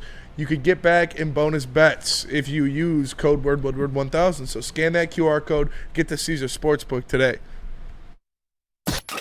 A ton of fun, a ton of sports, and a ton of man meat. Welcome to the Woodward Heavyweights, live daily 5 to 7 p.m. on Woodward Sports.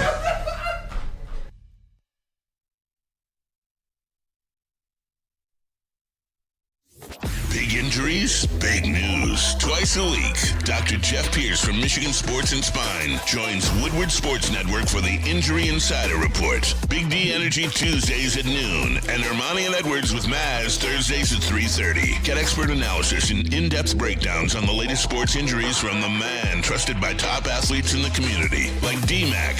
Whether it's the Lions, Pistons, Tigers, or Red Wings, Dr. Pierce talks us through it all. Don't miss the Injury Insider Report with Dr. Jeff Pierce, your go-to source for understanding the impact of injuries on the games and players we love. Only on Woodward Sports Network. Scan the QR code on the screen or go to MichiganSportsandSpine.com to see if Dr. Jeff Pierce can help you.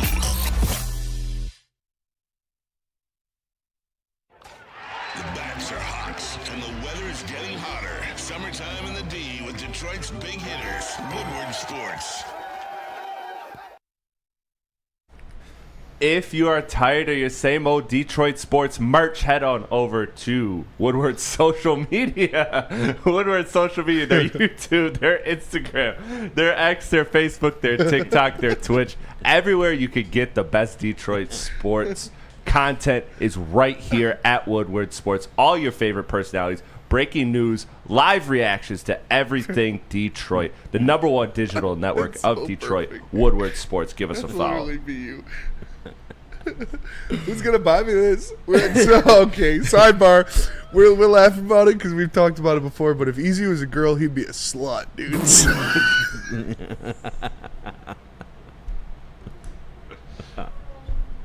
There's so much context missing. A lot of context missing, but that's why we're laughing. One day in the Who group wants chat, to buy me a Birkin? Eazy would be a whore for sure. You'd be a whore too. Yeah, probably. We had in the group chat. We had like a funny thing. Like, yep. What would the girl versions of us be? And I was a whore. Yep. I think Spinny would be a whore too. Yeah.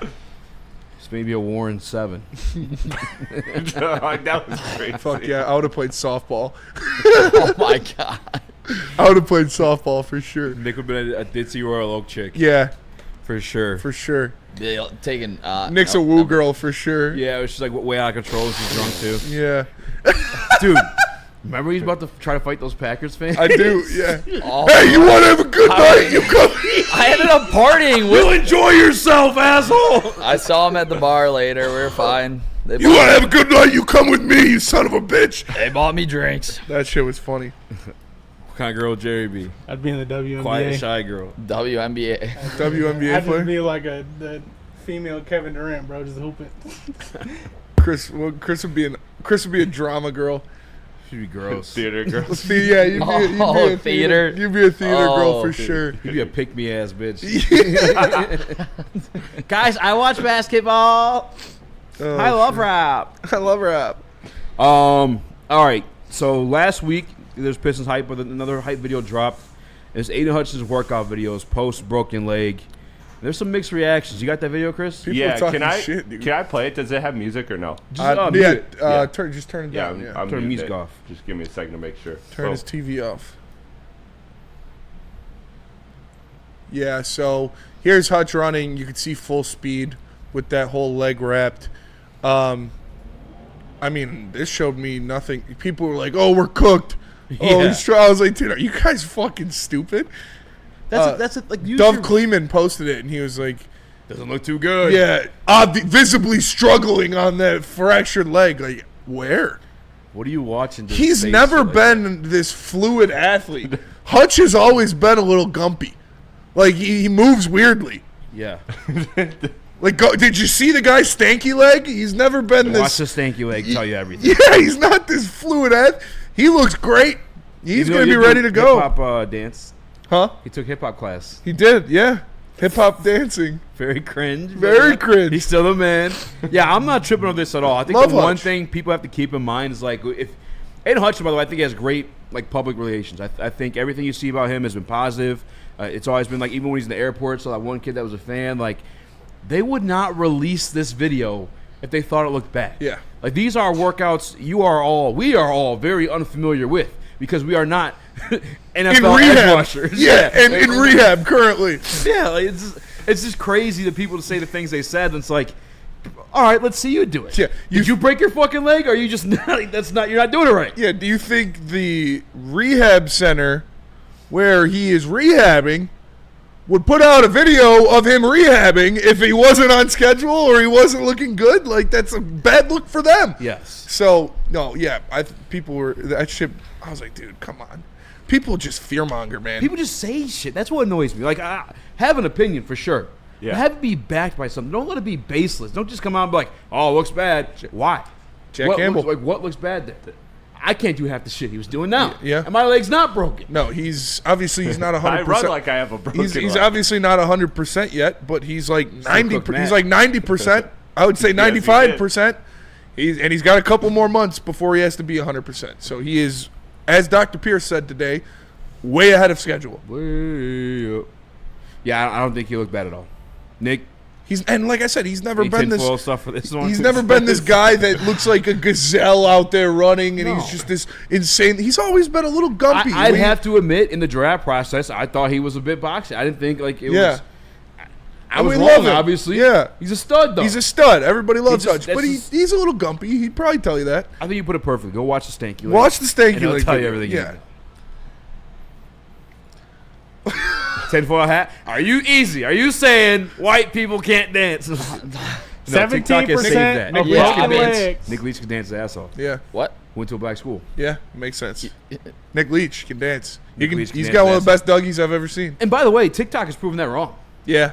Like, there's tons But of also they've No, that's some white out people there that be killing going it. Yeah, crazy. I think they. Well, that's what they do now. I think they just easy. I think they just the don't one kid make with the shoulder bag that he swings it every time. That kid pisses me off, dude. I'm That's not his on only TikTok move. to know. He does a bunch of shit and he swings the shoulder bag around him. Does it look sweet? And it was cool the first time, but now like that's all he does. That's his I signature had a boy move. named Does he have Billy glasses? in high school. He's got glasses. White? Yeah. Oh, he Yes. used to dance to that one He danced to the song. Key Glock song. I forget what it I'll is, be but- in my bag after bag after Okay, bag. Yeah. Okay. My boy Billy in high school could like flip his hat, Yeah. Bro, like Chris Brown. It was do it the every worst. time. Every party. He'd be fucking. Yeah. Everyone's all right, man. We fucking see Yeah, it. we saw it last week. Everyone, watch this. Oh God, my buddy had It was one like move 5 he would do weekends in a all row the now. time. Love him to death. He still has it Is down. the Frank move? Go for it. Go for it. No, Go it's for like a it, go knee, for it. like a knee drop or something. I don't even know what it's called. I That don't sounds know. like aggressive white dude move. It's extremely aggressive. He's never gotten injured though doing it. So shout out him. My- This video my of move Hutch is though. jump off the stage. This video of Hutch. Boys, hate to tell you, we're cooked. 8 wins tops. Yeah. No, I can't believe people were actually overreacting to this. It's a nothing burger. Yeah, we got time. I don't think he's at 100% by any means, but yeah, I'm not overreacting to one of the first videos of him actually doing on-field like workouts. I don't even think it My looks move bad. to crowd surf when nobody's there. You. Catch me. Yeah. Just belly flop on the floor. No, I jumped off the stage, ate shit. I got up in And the then he got ATM. his fertility. I think it's called a pin drop if you guys ever heard of it. Yeah, I know we were just Dude, talking Spinny about. was gone that night. That was the most hammered I've been all the time. We were just I don't talking know if about you remember opening day. I'm like, yeah, when Spinny's drunk, he's on autopilot. And you're like, oh, yeah? Well, I'm helping my friends. Me and Stash were like, what the fuck? Oh, yeah, because I was fucking cleaning up shit. Yeah. Because we were putting the set away, and you were sitting there talking shit. Oh, yeah, because you started putting away shit that wasn't supposed to be put away. No, we're putting away everything. I know, but they need the Mad Packs thing. They're supposed to be like stay put. Oh, yeah. I'm like, oh, he's on autopilot. Don't worry. I'm just helping my friends. Oh, that's a good day. I know we were just talking about Cleveland. They're down 10-9 at the top of the ninth in the first game of the doubleheader. Down to 9? They're down at the Cleveland they just Guardians? won. In Washington, yeah, they just lost. Cleveland Guardians just lost. Hey, Jerry with the update from the go, booth. Jerry. I love it. Let's go. It's coming for all your jobs. I like it. Good shit. Let's go, Jerry. Hey, Hopefully they got some weird black magic going on. Whoa. What? Okay, they got some dark. They're casting spells. Hey, dark is worse. Yeah, Guardians I think lost. dark Thank is God, worse. because the Tigers. They got that weird brown magic. God, They got some come weird on. melanin stuff going on. Evan Mobley, Darius Garland, and DeAndre Hunter all out tonight for Game 2. Yeah. Wow. Let's see this Coach of the Year. Yeah, let's see see Cleveland GM just of go the- down in flames. See Damn him it! cook up. Wow, dude. If Cleveland goes down 0-2, I'll be so I'm happy. gonna celebrate that shit like a Pistons win. What if that's the chair and it's just a foot massager? I'll be so I'd be upset. cool with that though. I mean, I'd be cool with that too. I ain't but- mad. All right. Let's Oh yeah, we gotta go break. yeah. No, we still got 5 minutes. We got 5 minutes. Yeah. How's your day? All right. How's your day? I should have sent the video. I can if you want, but it was confirmed the trade back for Brad Holmes was the Philadelphia Eagles. Yeah, you think they were still going for? They were still going to get Jihad Campbell. Jihad yeah. Campbell. Yeah. I'm glad they didn't do it. Why? Cause fuck. Hopefully somebody would take Jihad Campbell before. I don't want the Eagles to get their guy. They got him. Though. I know, but still, Yeah, I'm with you. it's less percentage. Hindsight, yeah, you make the trade obviously, What but do you guys think it is? also Buffalo might have taken That's what I was Tyreek Williams. Yeah, Buffalo. But in fairness too, like we know how it goes. There's a million stories out there. Yeah, this team told me they were going to take me. They didn't do it. It could have been that scenario with Buffalo. But at that point, at the end of the draft, how many of those guys did they have the conversation with? And he seems like a Buffalo guy. Like, I can see Buffalo taking him off before Detroit. If I was the GM, I'd just tell everybody I'm taking him. Yeah, we're taking you. You're there, buddy. Yeah, I think that's what they do. Yeah, after the fact, everyone now is like, "Oh yeah, we love Gibbs in the first round." Yeah. Everybody.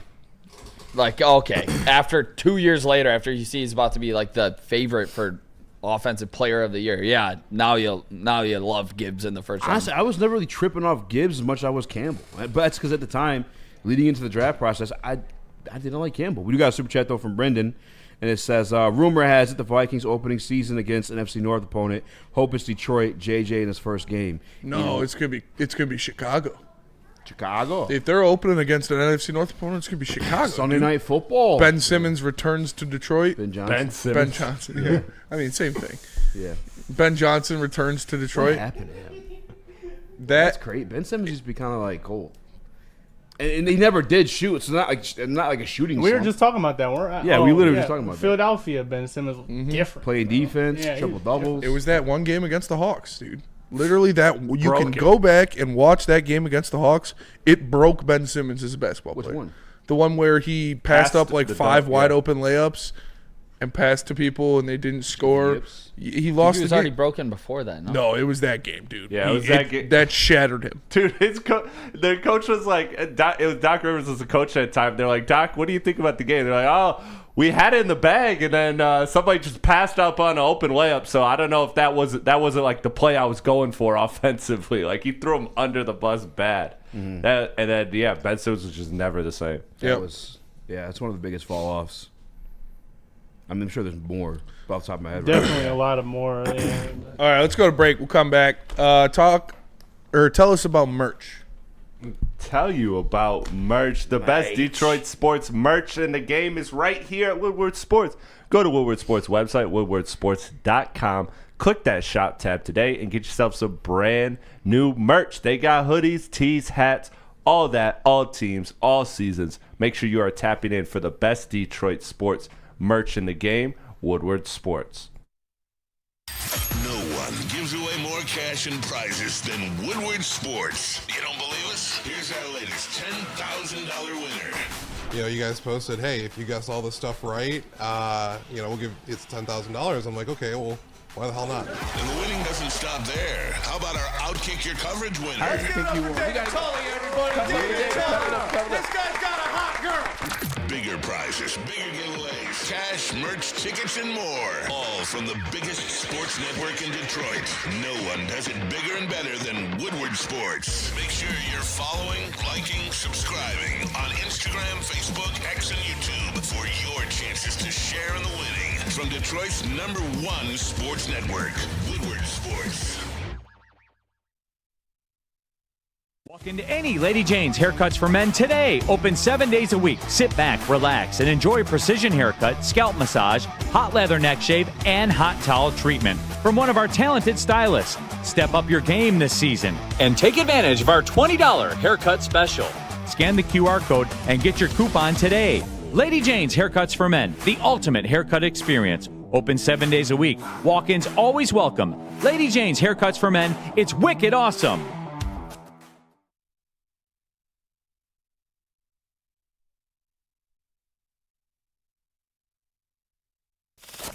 We don't like to brag that we are the toughest sports network in Detroit, but we do have a guy named Darren McCarty on our side.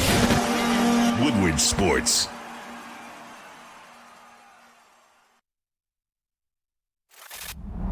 Love Woodward Sports? Love wearing clothes? Then you should be wearing Woodward Sports clothes. Check out our full line of merch at woodwardsports.com. Just click on Shop. We have all your favorite designs, like Dan Campbell kneecaps, Woodward Golf, and of course, our own logoed out merchandise. Men, women, infants, kids, all love Woodward Sports. Impress your friends. Impress your boss. Impress your dog. Buy Woodward Sports merch today.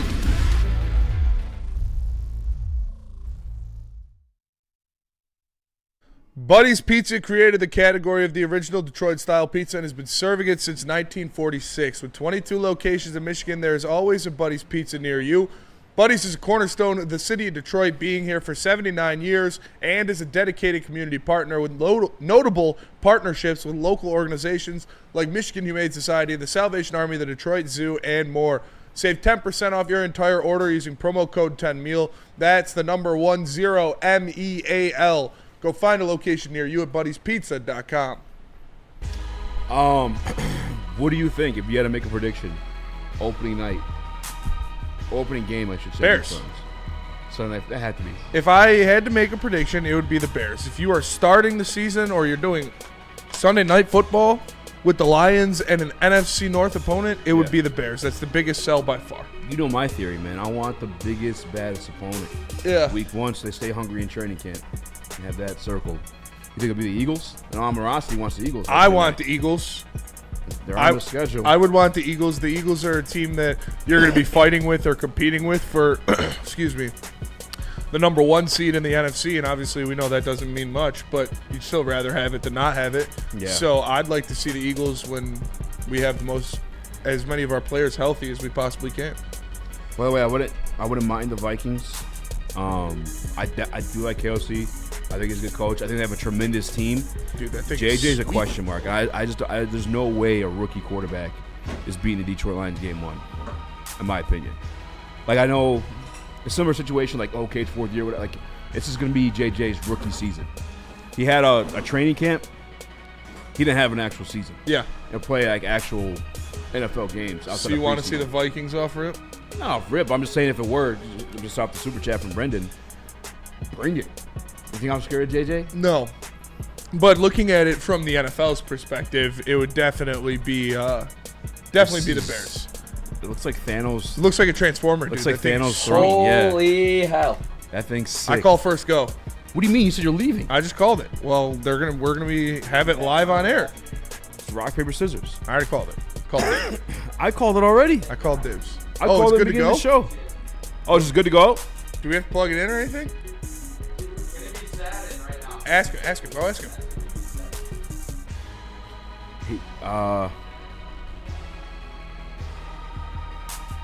Oh yeah, put it together. Oh, okay. Fellas, it's Dude, the that Eagles. does look That's good. what's happening. I do like the theory about Ben Johnson, the revenge Lions matchup with Ben Johnson, but it's going to be the Eagles. Lions do numbers. Eagles Super Bowl champions. It's no doubt in my mind going to be Lions at Eagles. Jerry, to you start said what? the You year. got to plug it in and put the boot? He's got to build it out. Oh.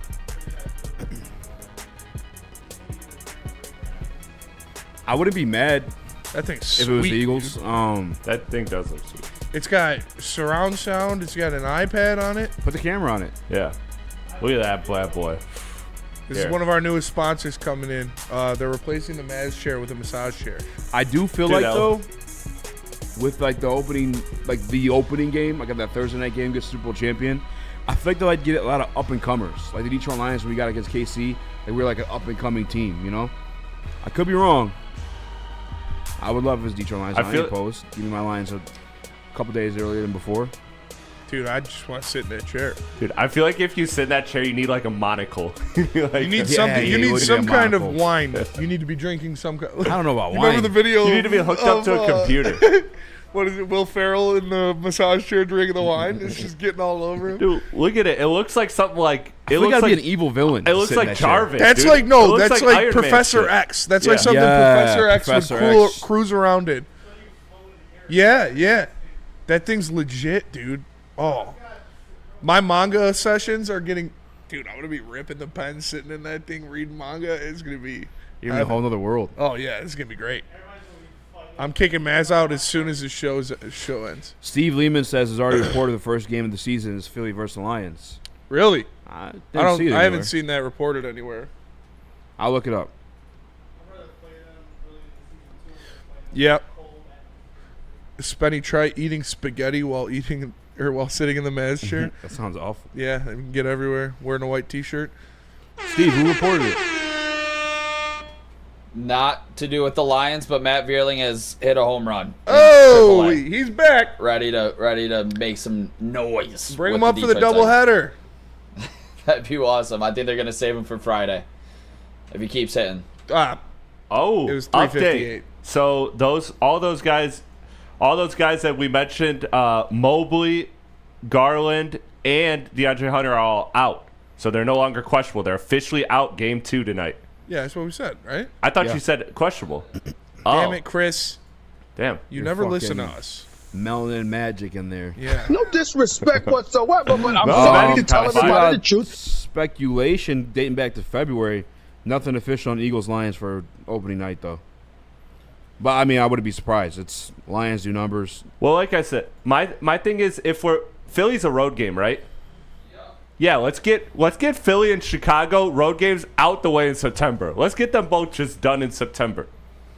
I don't want to go. Man. I don't want to would go like in the it- winter to either of those. Win or lose, like that game's gonna be a punch in the mouth. Well, Like a for reality sure. check. Like this is where we need to be. You know what I'm saying? And I think that's what I like about having those tough week ones. And I would almost, as much as like I would love to, honestly, I think we'd be in Ben Johnson's head if that was the game. Bears Lions week 1. Oh. And we beat them. I feel like that might, and some might, this Crash is my the whole tinfoil hat. season? Yeah, it'll crack him for the rest of his career. It'll ruin his career. He's always in wonder, I'm not good enough. So give us the Bears. That's pride fucking with you. Dude, you know the shit talking that the players are gonna do to Ben You Johnson. thought you were It's gonna better be than me? nuts. You left here to go coach your own team? Oh, you stacked up? Offseason champs? But what if they win? Well, then it'd be a problem. It'd be a goddamn problem. But our mental resolve is stronger than that. Ours would be, yes. Yeah. Theirs, don't know. Caleb kind of soft. Soft? We don't know yet. Serial killer, but allegedly. Yeah, not a good tipper. Nope. Wow. Not a great tipper at all. Wears stained shirts. Yeah. For like days in a row. A couple days in a row for sure. Never cleans the crust out of his eyes or his dog's eyes. Nope. Doesn't even let the dog out to poop. Lets the dog shit in the house. Lets the dog shit in the house. He actually has a specific room where the dog shits. And then he yells at it for shitting in the house. And he locks his wife in there when she talks back to him. When dinner don't come out right, she gets locked in that room. Allegedly. Flannel not allowed in the chair. He'll crash out. He might break something. Dude, I don't hate that rule, if I'm being honest with you. This chair is fucking sweet, bro. I don't think you can crash out that chair. It looks too comfortable. Yeah, It looks like it would restrain you. If something would pop Yeah, up, something would latch over around your waist. If I have bad news being delivered to me, I want it to be in that chair. Like I feel like I just wouldn't even take it back. That chair is pretty badass, dude. Yeah. AC, LOL, I just cleaned my dog's eyes. What the fuck? I'm gonna be drilling farts into it so these Lady Jane's girls don't sit in it. Be kind of cool. Yeah, it does. It only lets certain ones. Yeah. Just shoots Nick in the head. Jeff Lee, the obsession with Ben Johnson, to get over it, for crying out loud. Who said that? Jeff Lee. He's an opposing coach in the NFC North. It's a rivalry, brother. I don't know. Rivalries maybe are obsessions. I don't understand the. I'm obsessed with hating the Bears. Yeah, I hate the Bears. So I'm going to talk about how much I hate the Bears. I'm going to clown the Bears every chance I get. Hate the Vikings. I clown JJ. Like it's going to happen. Oh, I can't wait to see her reaction. She starts cleaning it. All right, this is what we've hired to replace you. It's a robot that cleans the office. The Rona 99 does have a seatbelt. Phil, Ben pees in Lake Michigan. That is true. Ben looks like Joe Biden now. He did age like 10 years. He did age a lot. I can't lie. Engaged. He's honestly on his way to being Emperor Palpatine. That is true. Unlimited power. I missed it. All right, let's go to break. All right, tell us about White Claw, Nick. Calling up Tigers fans. Join us for White Claw's Tigers Watch Party Tour. Woodward Sports will be hitting 4 of the top bars in Detroit. Hell yeah, dude.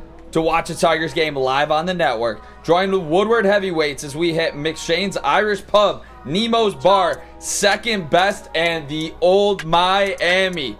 Be part of the fun and see our reactions live on Woodward Sports Network to one of the hottest teams in baseball. Join Spencer and Eazy on Friday, May 23rd, especially Eazy, for our first watch party at McShane's Pub in Corktown. It's the White Claw Watch Party, brought to you by Easttown Distributors and Ven Johnson Law.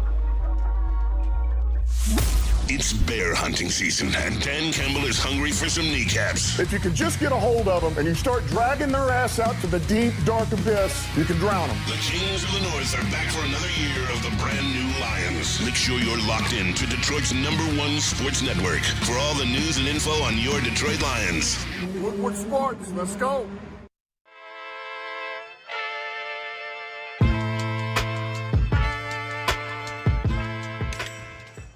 Hey, Tony, what's up, bro?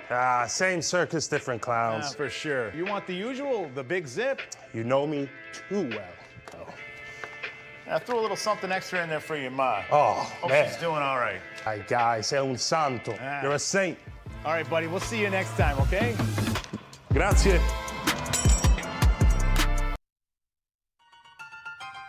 The boys of summer are ready to get back to the playoffs, and there's no better place to get your Tigers coverage than Woodward Sports. Join us all season long as we follow as our hometown Tigers claw and fight.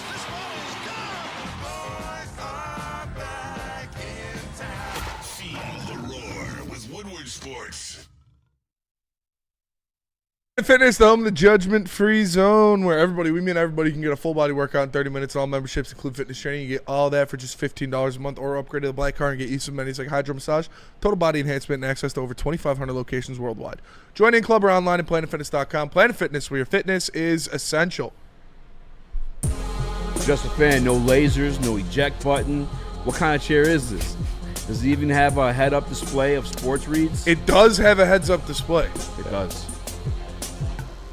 Look at that computer. I'd be asleep. Damn.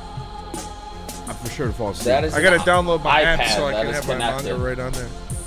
Yo, Charlie Waffle. Man's gonna have a bunch of big a bunch of pictures of big titty bitches on the Oh, they're that's gonna come.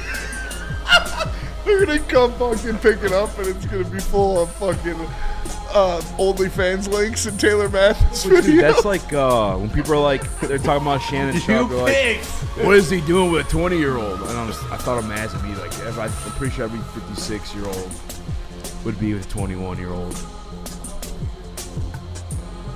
Who's bad? I don't know. Do you know who Boosie Badass is? Shout out Boosie. Shout out Boosie. Dude, there's just gonna be No one's bunch. put- no, actually, There's gonna be a fuck, bunch man, of fuck, softcore check. porn in there after Mass. Absolutely. Some softball reruns. Yeah, for sure. Volleyball reruns. He's sick. Fuck, might be some WNBA reruns. Could be some WNBA. There are some WNBA. Did you see the baddies on Caitlin Clark's Fever? team?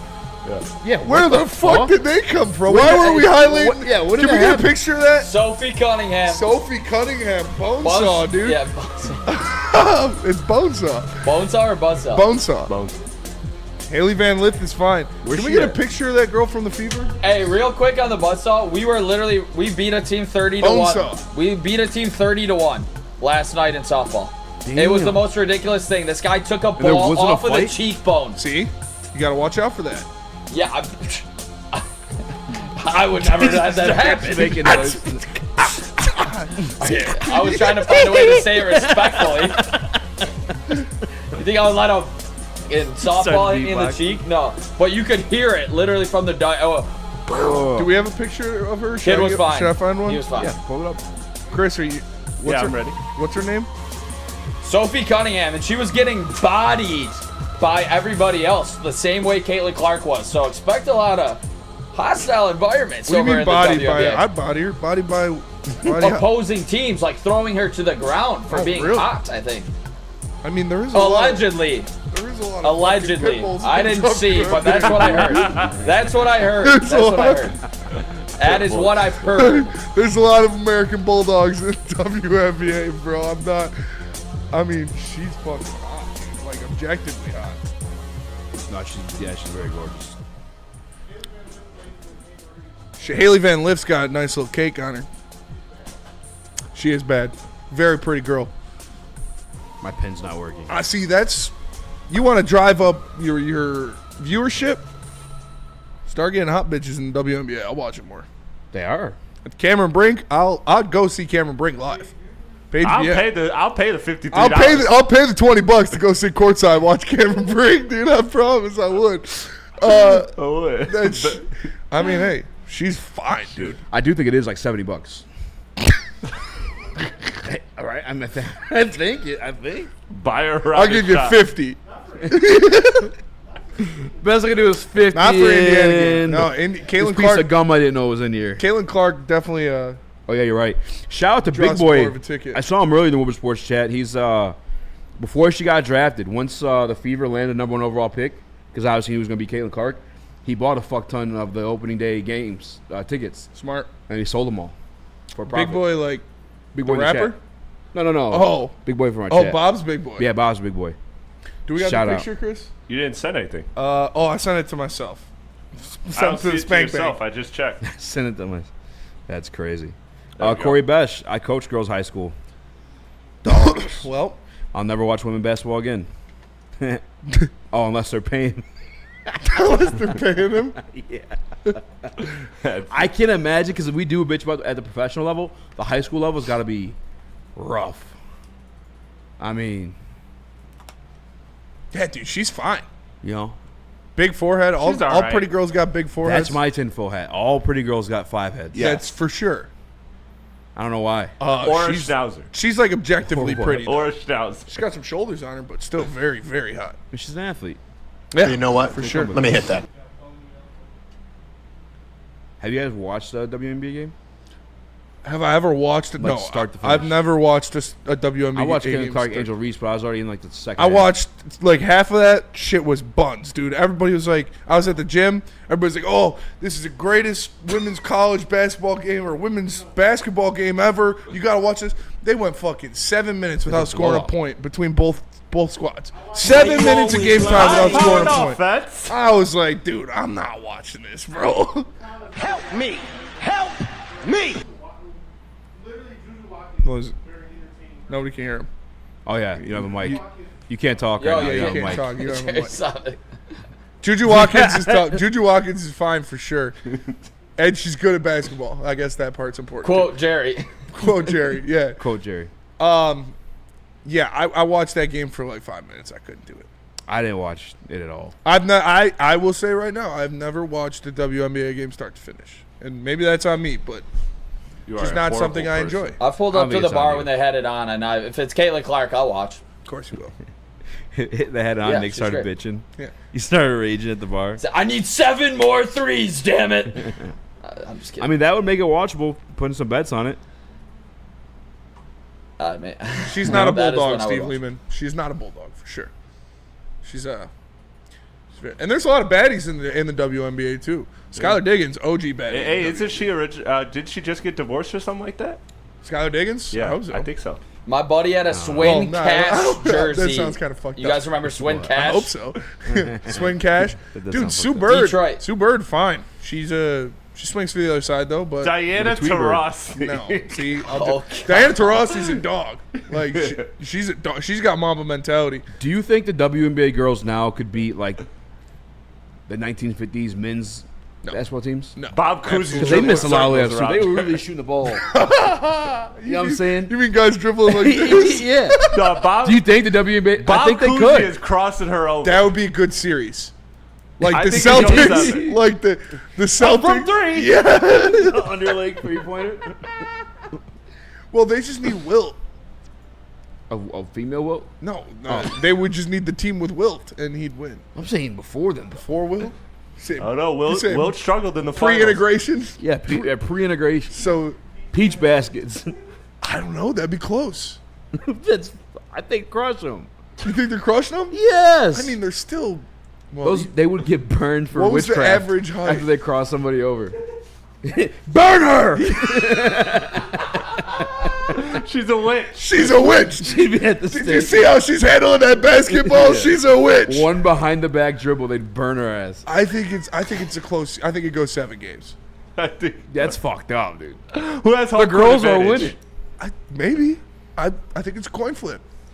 Have you watched those? Corey Best, y'all remember when Lisa But Leslie... like Pistol Pete was a dog, dude. before Pistol Pete. Well, that was like 60s. Pistol Pete's like the 70s, isn't he? I'm looking it up now. I'm gonna type in NBA 50s or 50s basketball. Let's see what these guys look like. 50s Fucking professional malaria basketball. curly. Pistol Pete was like 60s, 70s. Okay, the Minneapolis Lakers. You got George Mikan. George Mikan, that's all you need. Oh, dude, yeah. Dude invented a drill. George Mikan. Let's see George Mikan's size. Was he 7'2"? 6'10". Oh. Yeah. Come on. What are we doing here? They got 6'10" women in the WNBA? No, they don't. They literally No? don't. There's one? Is she even 6'10"? I thought she was like Let's 6'8". see. Are you serious? George Wow. Mikan. I'm talking 1950. I'm talking literally Bob Cousy years. How many? They didn't even do game splits, huh? What? Back then, they don't even got his game splits. I got here we Bob go. Cousy's numbers. George Mikan averaged 28, 27, 28, 23, 20, and 18. What years did he play, though? 48, 49, 50, 51, 52, 53. And he averaged... Then he bowed out his gracefully. rookie year in 48, he averaged 28 and How many rebounds? I don't think they counted rebounds. Yeah. It's just points. Oh, wait, no. Yeah, they didn't start counting rebounds until his third year in the NBA in 1950, where he averaged 28 and 14. In 1951, he averaged 23 and 13. And in 1952, he averaged 20 and 14. George Mikan's giving those hoes buckets, dude. I guess the way to put it in perspective, Angel Reese plays power forward, and she's 6'3". Yeah. George Mikan is giving them buckets, dude. Bro, let's see who else do they in got. the 1955, 1956, Bob Pettit averaged 25 and 16. Yeah, stop it. That's not a. They're getting swept, bro. Fuck a 7-game series. They're getting swept by 30. Somebody needs to build the time machine so we can make this happen. Bob Pettit is averaging a double-double, bro. 30 and 20. 30 and 20? Yeah, with but George Mikan, how big is Bob Pettit? If Bob Pettit's over 6'2"? 6'9". Burn. Yeah, dude, what? No way, bro. Burn the Woodward Sports Chest says there was no shot clock in the 50s. The guys would shoot 10 points and then play like the bad boys and shit it down. Don't care. Because it's the 50s. You got George Mikan at 6'10", 250. You got Bob Pettit Against at 6'9", bums. 250. They're winning. They're sweeping. That's the point I'm making. Give me the 50 squad. Because they're bums, and the girls are less skilled. Give me the 50 squad. But I think they're more skilled than they were. I don't think so. George Mikan only had a 6-year career, though. They got a hand and a hip while they're dribbling the damn basketball. Who's guarding George Mikan? Angel Reese. No way, dude. You're just pulling numbers, dude. George Mikan 6'10", easy. 6'10". Bro, there's a drill. Yeah, he made a drill. Let's see if there's some highlights from George. I don't know, dude. I got to question something. Why did George Mikan retire in only 7 years? Hey, he did what he did. Because he was a bum. He's probably like 60. He was fighting in the war, damn it. Yeah, he probably fought in the war. He probably got drafted. That's a good point. He probably did the Great War. Back before it was World War I, they just called it the war. George Mikan was Because this hasn't happened before. Yeah, this is just the war. I don't care about the stats, because, again, the stats are against other bums. 28 points per but game I'm and watching 14 the highlights. rebounds. If these aren't in fast forward, he was a dog. I'm 42% shooting percentage. Bob Pettit, look up There's Bob no Pettit way this is highlights. copyrighted, Chris. He only averaged 23 shots per game. Imagine putting him on modern NBA off. He's scoring 50. Give me George Mikan. George Mikan goes for 40 and 20 every game, and they sweep. Technically, Brittany Griner's got some.